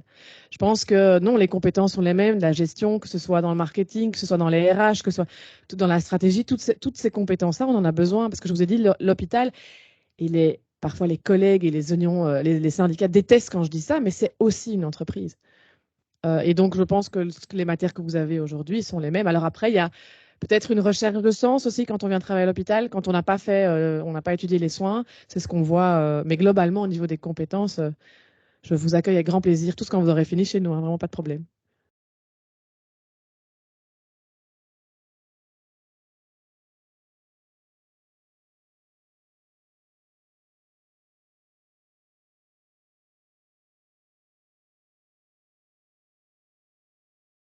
Donc pour le groupe 8, on a justement vu qu'il y avait diverses cyberattaques, principalement en région namuroise pour le moment, au niveau du CHU de Bouges ou du CHR Sambre-et-Meuse. Et là, tout est paralysé. Est-ce que cela vous pousse à justement revenir à un modèle d'autant plus digital avec un gros accent sur la cybersécurité ou au contraire de revenir à des pratiques plus anciennes? Alors, j'espère que mon expérience en cyberattaque restera limitée comme elle est aujourd'hui, sincèrement. Bon, pour avoir vécu celle de Saint-Pierre qui a eu des dommages collatéraux chez nous, c'est terrible parce qu'en fait, on prend les patients en otage hein, dans cette crise. Donc, c'est finalement ça qui est quand même au bout du compte. Qu'est-ce qu'on a mis en place là récemment? Donc, cette cyberattaque, les hôpitaux, on est tous obligés d'avoir des plans d'urgence hospitaliers. On doit les transmettre à la commune. Les attentats de Zaventem ont clairement poussé ça. D'abord Paris, puis Zaventem, puis on doit les refaire chaque fois. Il y a un volet cyberattaque qui maintenant est dedans aussi. Mais en fait, on a beau écrire tout sur papier, quand la crise se présente, on ne sait pas dérouler le papier. Il y a toujours bien un truc qui est différent. Il y a peut-être un grain de sable qui s'est mis différemment. Donc, travailler à ce plan d'urgence, c'est la première chose. Deuxième chose, et ça, on ne le dit pas trop fort, mais on investit dans la cybersécurité plus. c'est devenu des montants colossaux pour un hôpital. On n'a jamais dépensé plusieurs millions d'euros dans la sécurité informatique. Mais on ne le dit pas trop parce que pour vivre heureux, vivons cachés. Hein. Donc, si vous faites un marché public en cybersécurité, les hackers, ils vont suivre ça. Ils savent qui a acheté quel logiciel. Donc, vraiment, on essaye de pas trop en parler.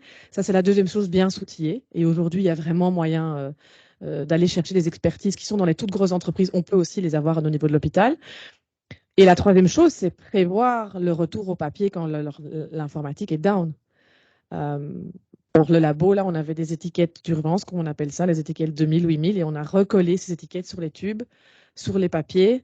On a dû travailler comme ça. Et donc, ce qu'on fait aujourd'hui, on s'est rendu compte qu'on devait redemander à tous les métiers, toutes les équipes, tous les services de nous refaire l'inventaire des systèmes qui sont importants pour eux. Et alors, il y a deux questions clés en cybersécurité. C'est quel est le temps que je suis prêt à gérer en étant down? Et puis, quel est le temps, la durée des données que je veux récupérer? Ça, c'est vraiment deux dimensions essentielles. Et donc, on doit décider où est-ce qu'on met le curseur. Et donc, on est occupé pour le moment de faire l'inventaire et de se dire, bah tiens, dans telle unité, le serveur d'urgence, il est remis à jour toutes les heures avec les données patients. C'est très bien, on continue comme ça. Et si on devait être down, eh ben, on sait fonctionner avec tel système papier. Et il est là et on sait comment on y a accès. Mais on est occupé de le faire pour tous les métiers. Un exemple, la cyberattaque, mais on ne se rend pas compte, le logiciel de commande des repas dans un hôpital. 850 lits, 850 patients, on commande les repas le matin, le midi. Aller donner un repas d'un diabétique ou inverser avec un autre patient, c'est catastrophique. Ça peut être catastrophique. Et ben, on a dû faire ça manuellement pendant 2 semaines. Dans des fichiers Excel reconstruits, c'était l'enfer. Avec la crainte qu'il y ait un patient qui fasse une allergie, un choc ou autre chose. Donc, c'est vraiment à toutes les échelles de l'hôpital que ça peut avoir. Nous n'avons pas eu de down de téléphonie ou de réseau informatique, mais Saint-Pierre, ils ont vécu en vase clos sans pouvoir regarder des radios pendant presque 3-4 jours. Enfin, c'est vraiment, ça impacte. Donc, il faut retourner à l'essentiel et de là, de se dire si je suis plus dans le digital, ça veut dire peut-être avoir des backups, enfin, tout ce genre de choses, comme on a finalement pour les circuits électriques. Hein. S'il y a votre circuit qui tombe down, vous êtes obligé d'avoir un circuit secours. Voilà. Je dirais, ce que j'entends, en fait, ça se traduit par une double nécessité de changer. Je réfléchis un peu en les écoutant. Si je reviens sur mon schéma ici, donc il y a la réalité qui est complexe, hein, on l'a vu, et il y a la perception de la réalité qui est nécessairement simplifiée. On ne peut pas avoir la complexité ici. Tout ce dont on parle, c'est des simplifications. Donc on a la réalité, la perception de la réalité. Et de quoi parle-t-on aujourd'hui? De changement, en l'occurrence de changement de modèle. Et donc la question c'est quand et quoi? Qu'est-ce que ça va être? On a déjà bien compris que c'était hybride. La lasagne, c'est une superbe image. Les lasagnes, ça ne marche pas. Par exemple, vous avez vu dans la rue BNP Paribas Fortis. Ça, c'est la lasagne bancaire par excellence. Manque de courage. Hein. D'abord BNP, puis on rajoute Paribas, puis sinon tout le monde est fâché, etc. Non, qu'ils appellent ça coquelicot, n'importe quoi, mais pas BNP Paribas Fortis. Imaginez qu'ils achètent encore une boîte. C'est la lasagne, elle va sortir du truc. Il faut du courage. Pourquoi? Parce que la lasagne, ça ne marche pas. Changer, c'est changer 2 fois. Moi, j'étais fort concerné par des fusions d'entreprises, beaucoup. Bon, eh bien, on le voit bien. Fusionner 2 entreprises, c'est changer 2 fois. Dans la réalité, c'est faire une seule informatique. Et pas une lasagne informatique, il y en a beaucoup. Faire une seule comptabilité, etc., etc. Mais il faut aussi changer la perception que l'on a. Si on fusionne A et B pour en faire C, aussi longtemps qu'on parle de XA et de XB, C n'existe pas. Pour moi, c'est aussi simple que ça, parce que la perception n'a pas suivi. C'est comme ceux qui disent, voilà, j'ai pardonné à mes ennemis, mais j'ai quand même gardé la liste. Non. Non, si on pardonne, on jette la liste. Et on est beaucoup dans cette espèce qu'on appelle les paradoxes et les grands CEO aujourd'hui sont dans cette situation. Quelqu'un qui est toujours en retard, par exemple, qu'est-ce que c'est de venir à l'heure? C'est changer la réalité, avoir moins de réunions, un meilleur agenda ou je ne sais pas quoi, mais ça ne suffit pas. Il faut aussi qu'il ou elle change la perception qu'il a. Tiens, être à l'heure, c'est vachement bien. On transpire moins, on a l'occasion de prendre un café, de voir des gens, etc. Tant que la perception de l'exactitude n'a pas changé, après 3 semaines, de nouveau en retard. Et donc voilà, je ne sais pas si tu veux réagir là-dessus, mais il y a un métier qui consiste à définir le nouveau modèle, et là on est en plein dedans. Je continue à croire qu'il faudra peut-être S, mais ça on verra. L'autre métier, c'est de comment je vais balancer des 2 côtés. Donc, la cybersécurité, c'est dans la réalité, c'est des millions d'euros, on va faire des tas de choses, etc. Mais on peut très très bien changer l'un sans changer l'autre. C'est très important. Si on prend par exemple l'exemple du climat, moi je connais plein de gens qui ont changé la réalité sans changer leur perception. Ils sont passés à une voiture électrique. Voilà, c'est bon, changer électrique. Ça change non. Je connais plein de gens qui paniquent par rapport au climat et qui ne changent pas leur réalité. Il faut les deux. Il faut changer la perception, dire oh là là, c'est sérieux, et changer la réalité. Changer, c'est changer 2 fois, ça, j'en suis convaincu. C'est juste une interpellation un peu pour stimuler ce débat-là. Et donc, jouer un peu le rôle de l'avocat du diable dans le dialogue. Donc, et c'est un peu pour tous les deux, en fait. Par rapport à la question des compétences, et c'est vrai que c'est une question importante, évidemment, dans le monde académique, on fait des référentiels de compétences et tout. Est-ce que c'est vraiment les mêmes compétences? Lorsqu'on s'occupe d'une entreprise qui a devant soi des gens qui peuvent mourir, et qui, du coup, on sait la durée pendant laquelle ils vont rester dans l'hôpital, ça peut augmenter leur probabilité ou pas, par exemple, qu'ils survivent. Et ça, c'est un exemple d'autres types d'organisations hybrides, comme on dit, qui combinent des finalités. Tu parlais de climat, des finalités, par exemple, environnementales. Dans certains cas, ça peut augmenter la performance environnementale et dans d'autres. Est-ce que c'est les mêmes compétences? Et si ce n'est pas exactement les mêmes compétences, est-ce que c'est possible d'être tout aussi bon lorsqu'on a du coup plusieurs objectifs, lorsqu'on a un objectif financier, un objectif de santé, lorsqu'on a un objectif financier et un objectif environnemental, voire quand on essaie de faire tout ça, ou est-ce que c'est pas possible d'être aussi du coup performant ou avec la même performance ou aussi compétent? C'est une question que je me pose. Et puis la deuxième, et je vais vous laisser répondre tous les deux, j'ai annoncé, je suis là pour stimuler, pour challenger. C'est cette phrase, Luc. Est-ce que la gestion de la complexité va nécessiter plusieurs modèles? Mais si on a plusieurs modèles, est-ce que ça ne sera pas du coup ingérable, trop complexe? Est-ce que c'est pas rajouter la complexité justement au carré en se disant, voilà, c'est vrai que la scène c'est compliqué, c'est vrai que trouver quelque chose. Voilà. Peut-être deux interpellations pour tous les deux et vous pouvez répondre aux deux ou à celle que vous voulez. Peut-être commencer par la deuxième et après j'illustrerai la première. Aujourd'hui, la conjonction des 3 modèles, en fait, elle fonctionne. Elle fonctionne depuis un paquet d'années, depuis 100 ans. Donc, c'est pas, mais elle s'accélère. Donc, par exemple, la durée de séjour dans un hôpital, c'est quelque chose qui n'est pas, il y a 50 ans, c'était pas comme ça. On ne réduisait pas ça. Donc, il y a eu des pressions externes qui sont arrivées, qui nous ont forcés à devoir se dire, il faut qu'on réduise. Mais la bonne chose, c'est qu'on a obligé les équipes à travailler, à réfléchir ensemble. Comment est le flux? Quelles sont les étapes idéales pour la prise en charge de ce patient-là, pour que ce soit dans une très bonne qualité, etc. Donc, ça a amené quand même à cette efficience, cette réflexion-là, mais qualitative. Moi, je pense que les 3 modèles vont continuer à exister.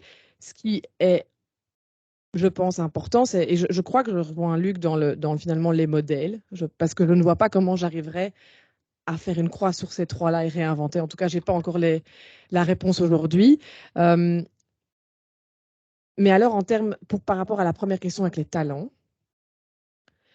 il n'y a rien à faire. Les gens qui arrivent dans l'hôpital, je vais prendre les soignants, ils le font parce qu'ils s'engagent dans cette mission-là.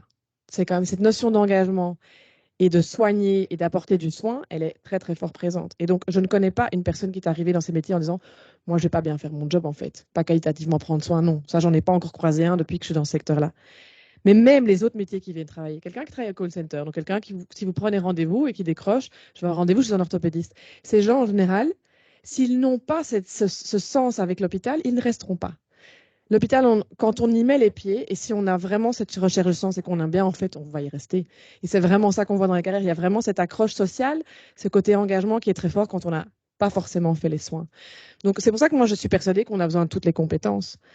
Et donc, un informaticien qui arrive chez nous, il a peut-être fait une carrière dans une boîte, on parlait d'IBM, mais par exemple ça, mais à un moment donné, il va peut-être quelque chose dans sa vie, à un moment T, va dire, moi, j'ai envie d'aller travailler dans un hôpital.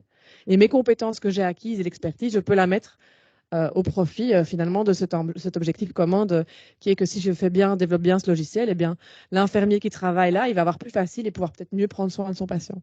Donc je pense que moi j'ai vraiment ce regard sur les compétences identiques entre les deux.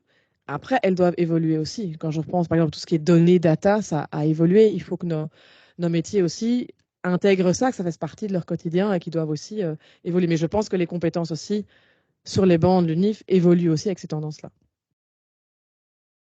le mot compétence,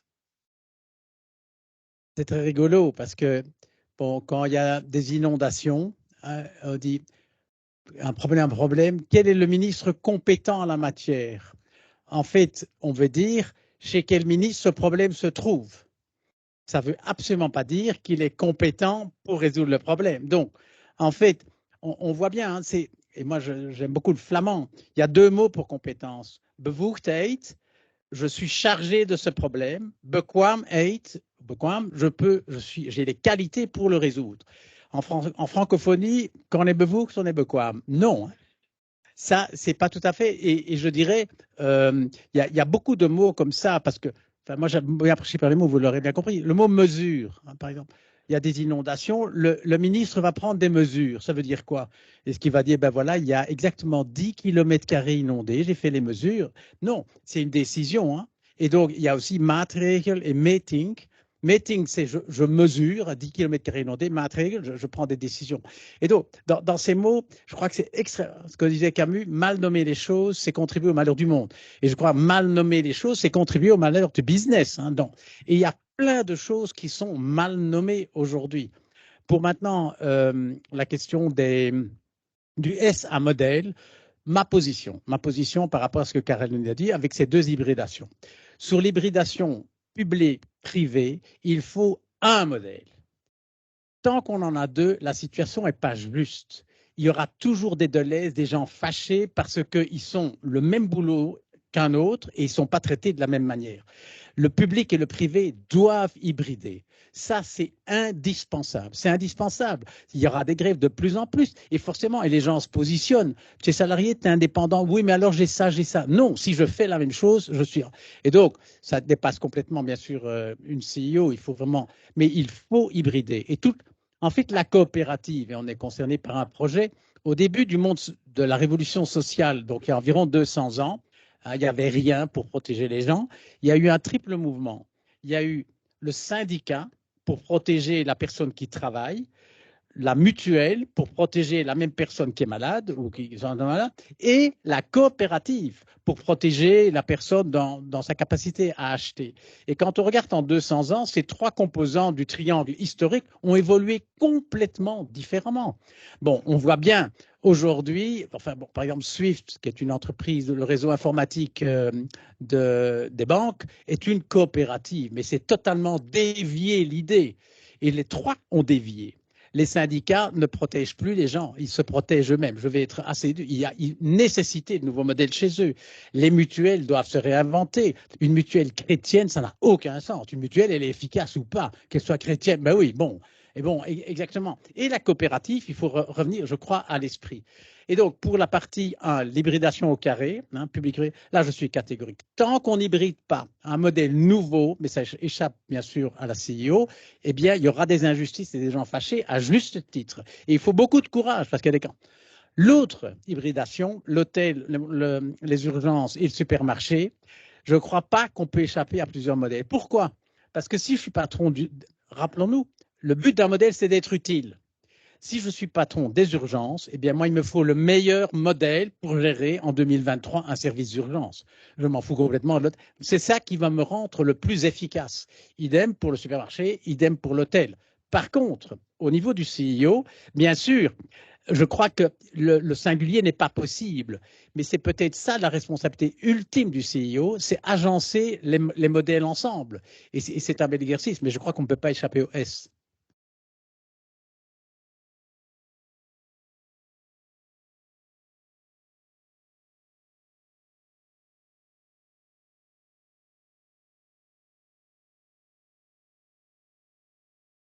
Merci, bonjour, c'est groupe 10.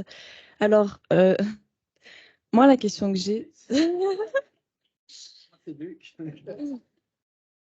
Donc, vous parliez en fait des compétences, qu'il n'y a pas de compétences spécifiques pour le privé et pour le public. Mais alors, je ne comprends pas pourquoi on parle d'une lasagne et d'une superposition, si au final, ça revient un peu au même. Oui. Alors, la lasagne, c'est pour moi pas dans les compétences, c'est dans l'expertise, dans l'expérience de la personne. Donc, dans le cas du DRH, je vous expliquais, Gaëtan, il a travaillé comme DRH dans une autre entreprise de transport. Donc, il a connu comment on fonctionne dans ce secteur-là avec les pratiques et les procédures qu'on met en place en termes de recrutement, en termes de rétention, etc. Et il a vu des choses qui fonctionnaient bien. Et il est arrivé, il les a mis dans son sac à dos, il s'est dit, je vais à l'hôpital et je les mets en place. Et puis c'est clac. Ça marche pas. Ouais. Voilà. Ok, donc c'est au niveau pratique. C'est vraiment, oui, c'est vraiment dans le comment je transforme en fait ces ingrédients que j'ai pris dans mon sac, comment est-ce que je fais une nouvelle recette sur place avec les équipes et avec le contexte qui est là quand j'arrive. Parce qu'en fait, ces gens, ils comprennent pas. Ça fait 20 ans, 30 ans qu'ils travaillent comme ça, on leur a jamais dit que c'était mal. Et puis on arrive et puis on veut tout chambouler. Donc il y a effectivement cette perception-là qui n'a pas été adaptée ou qui n'est pas comprise. Et du coup, voilà. Et donc ça fait des difficultés et c'est mal vécu par les équipes. Mais c'est vraiment ça, c'est parce que lui a vu des choses qui fonctionnaient bien et qui sont bien et qui sont considérées comme des bonnes pratiques du secteur, hein, vraiment reconnues. On les prend avec. Voilà. Et ça, c'est un petit exemple, mais comme ça, j'en ai plein dans d'autres types de procédures, que ce soit dans le monde financier. Typiquement, des directeurs financiers dans les hôpitaux, c'est très rare de voir des gens qui viennent d'autres secteurs, parce que c'est très spécifique et parce qu'il y a cette raison-là. En général, les secteurs financiers tournent entre les hôpitaux.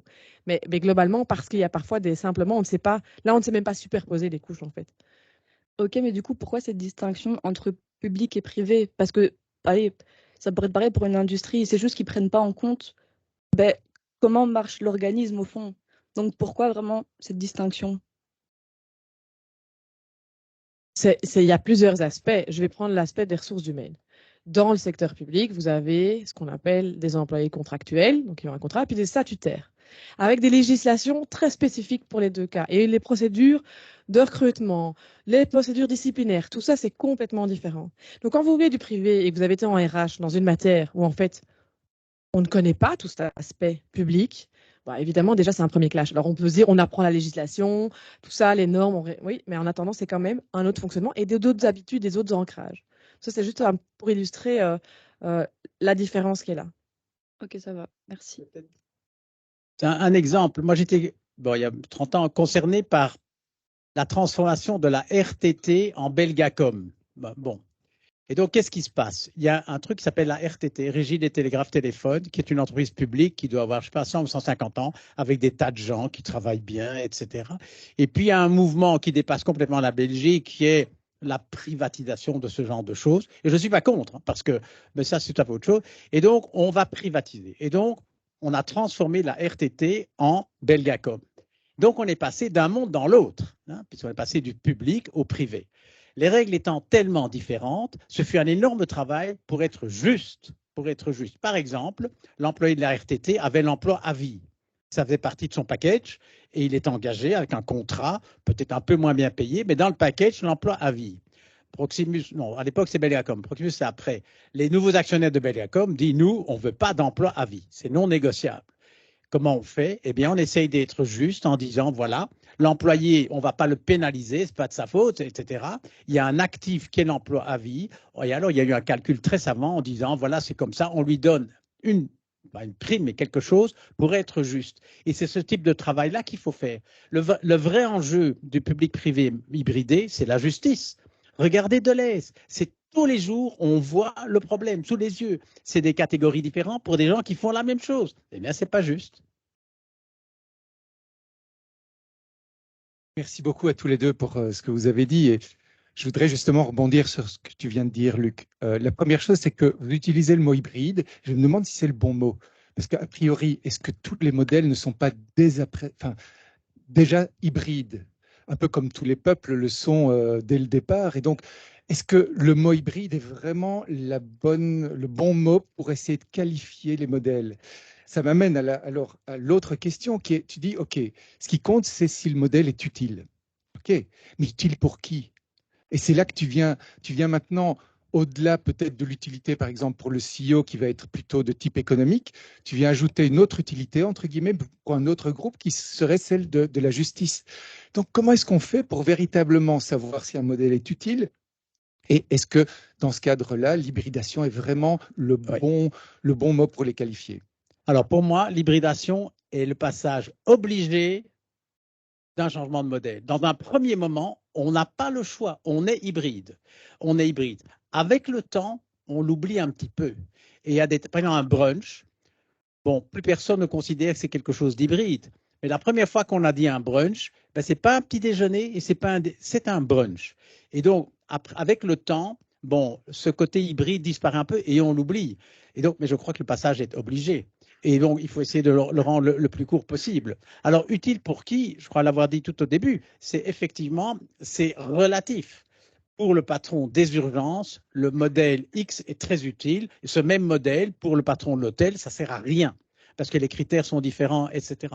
Et donc, on voit bien que plutôt qu'une lasagne, on est un peu victime de l'empilement par le temps, c'est plutôt prendre le volant et construire, je dirais, une espèce de pyramide de modèles qui, à chaque étage, sont le plus utiles pour chacun. Mais l'hybridation, on ne sait pas y échapper. Et donc, par exemple, un téléphone portable, combien de temps on va encore l'appeler comme ça, hein? Bon, c'est plus un téléphone, donc on l'appelle encore, donc on sent bien qu'on devrait l'appeler, je ne sais pas comment. La tablette, par exemple, ça c'est une hybridation dont on a oublié qu'elle est hybride. Parce que quand la tablette est sortie, ce n'est pas un téléphone, ce n'est pas un ordinateur, c'est une tablette. Eh bien là, on a oublié l'hybridation. Et je crois qu'on doit arriver à avoir des tablettes, c'est-à-dire des nouvelles dont on oublie le passé. Hein, le XA et l'XB, non, il faut regarder vers devant.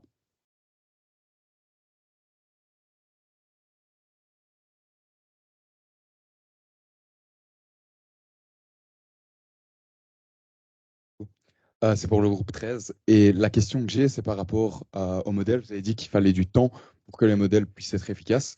Mais à partir du moment où on pose nos hypothèses et donc on crée des modèles et qu'on décide d'en choisir un ou même plusieurs, à partir de quel moment on doit s'arrêter d'utiliser un certain modèle pour un autre, sachant qu'il faut prendre en compte la composante, est-ce qu'il a fonctionné, il n'a pas fonctionné parce que j'ai pas mis assez de temps, ou est-ce qu'il n'a pas fonctionné parce qu'il n'est pas bon? Je crois l'avoir dit un petit peu tout à l'heure. Le problème, c'est quoi? C'est qu'ici, là, hein, il y a un lâcher-prise. Il y a un lâcher-prise. Il n'y a aucune manière de dire c'est le meilleur modèle. Il y a un moment quelqu'un qui dit je prends celui-là, je prends celui-là. Prenons l'exemple simple, la segmentation de marché. Bon, je reviens à Colruyt, il a les étudiants, les retraités, je ne sais pas quoi, bon, il fait ça. Eh bien, il n'y a pas un algorithme qui peut dire c'est la meilleure segmentation de marché. Mais il voit le monde qui change, et puis de toute façon, imaginons qu'il y ait de plus en plus de gens qui travaillent la nuit, je dis n'importe quoi. À un moment donné, il y a le CEO qui dit je dois les traiter différemment. Je vais ouvrir une catégorie, les gens qui travaillent la nuit. Mais quand, d'abord quoi et quand, c'est ça les deux. Pour moi, le métier du CEO se résume dans cette marche. Il n'est pas là le CEO, il est dans les perceptions. Tout le restant, il peut déléguer, tout. Même le cybercurieux. Par contre, il se dit, le monde change, parce que ceci, ça se passe dans un monde qui évolue. Et donc, mon machin que j'ai figé pour des tas de bonnes raisons, je dirais, je vais devoir changer. Eh bien, quoi? Avec une première partie hybride et quand? C'est les 2 points à l'ordre du jour d'un CEO. Par exemple, quand on dit un arrêté royal, qu'est-ce que c'est?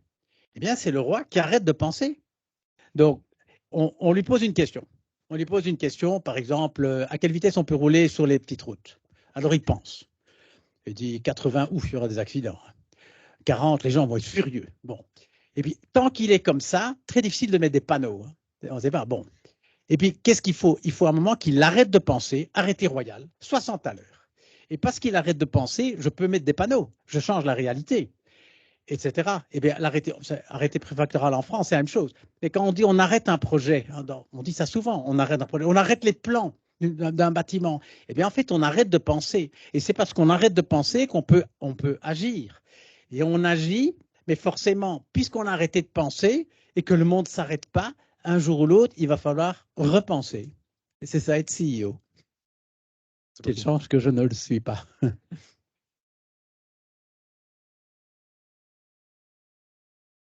Oui, ben j'aime bien. Luc a dit quand tout fonctionne bien, on peut tout déléguer.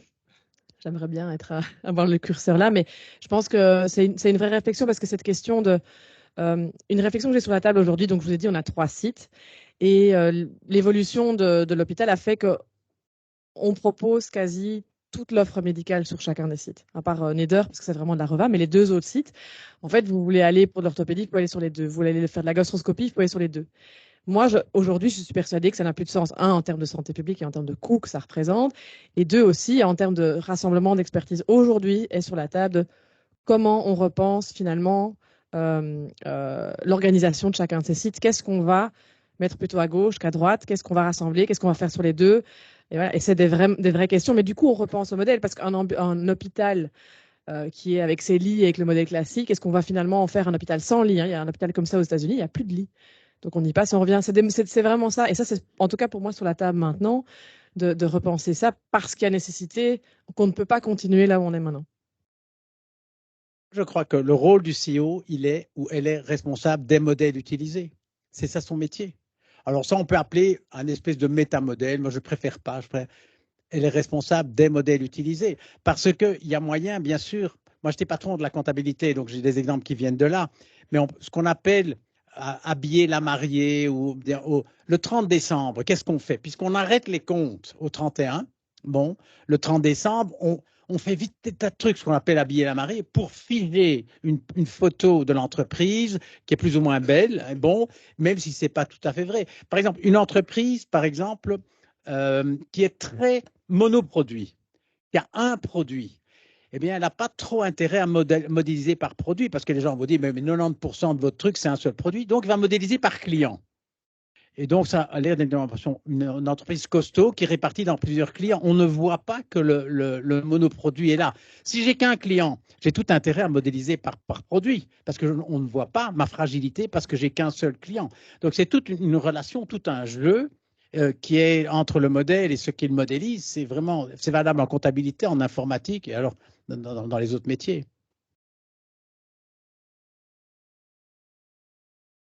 On est bon là, c'est bon. Le compte est bon pour rester dans la compta. Ben, je vais quand même prendre une minute et je te promets, on finira dans les temps pour vous remercier parce que quand même, je pense que c'était un excellent début de cycle, très, très vivant, très, très créatif, très intéressant. Je pense que ça vous a aussi sans doute ouvert beaucoup de portes. Alors, on ne va pas s'arrêter de penser et sans doute que vous n'allez pas vous arrêter de penser jusqu'à la prochaine conférence. Je crois que c'est le 6, le lundi. Peut-être deux mots aussi pour faire le lien. La prochaine conférence, les entreprises sont-elles épuisées? Ben, on va continuer à parler d'organisation et de ressources humaines. Christine Thiou, vous allez voir, est une très bonne oratrice qui connaît vraiment bien le terrain et je pense que c'est la force du cycle, c'est Caroline et Luc derrière avec Franck Aguerri. Et peut-être juste un dernier mot, on a parlé de lasagne, on a parlé de brunch, donc je peux juste vous souhaiter un bon appétit et à bientôt.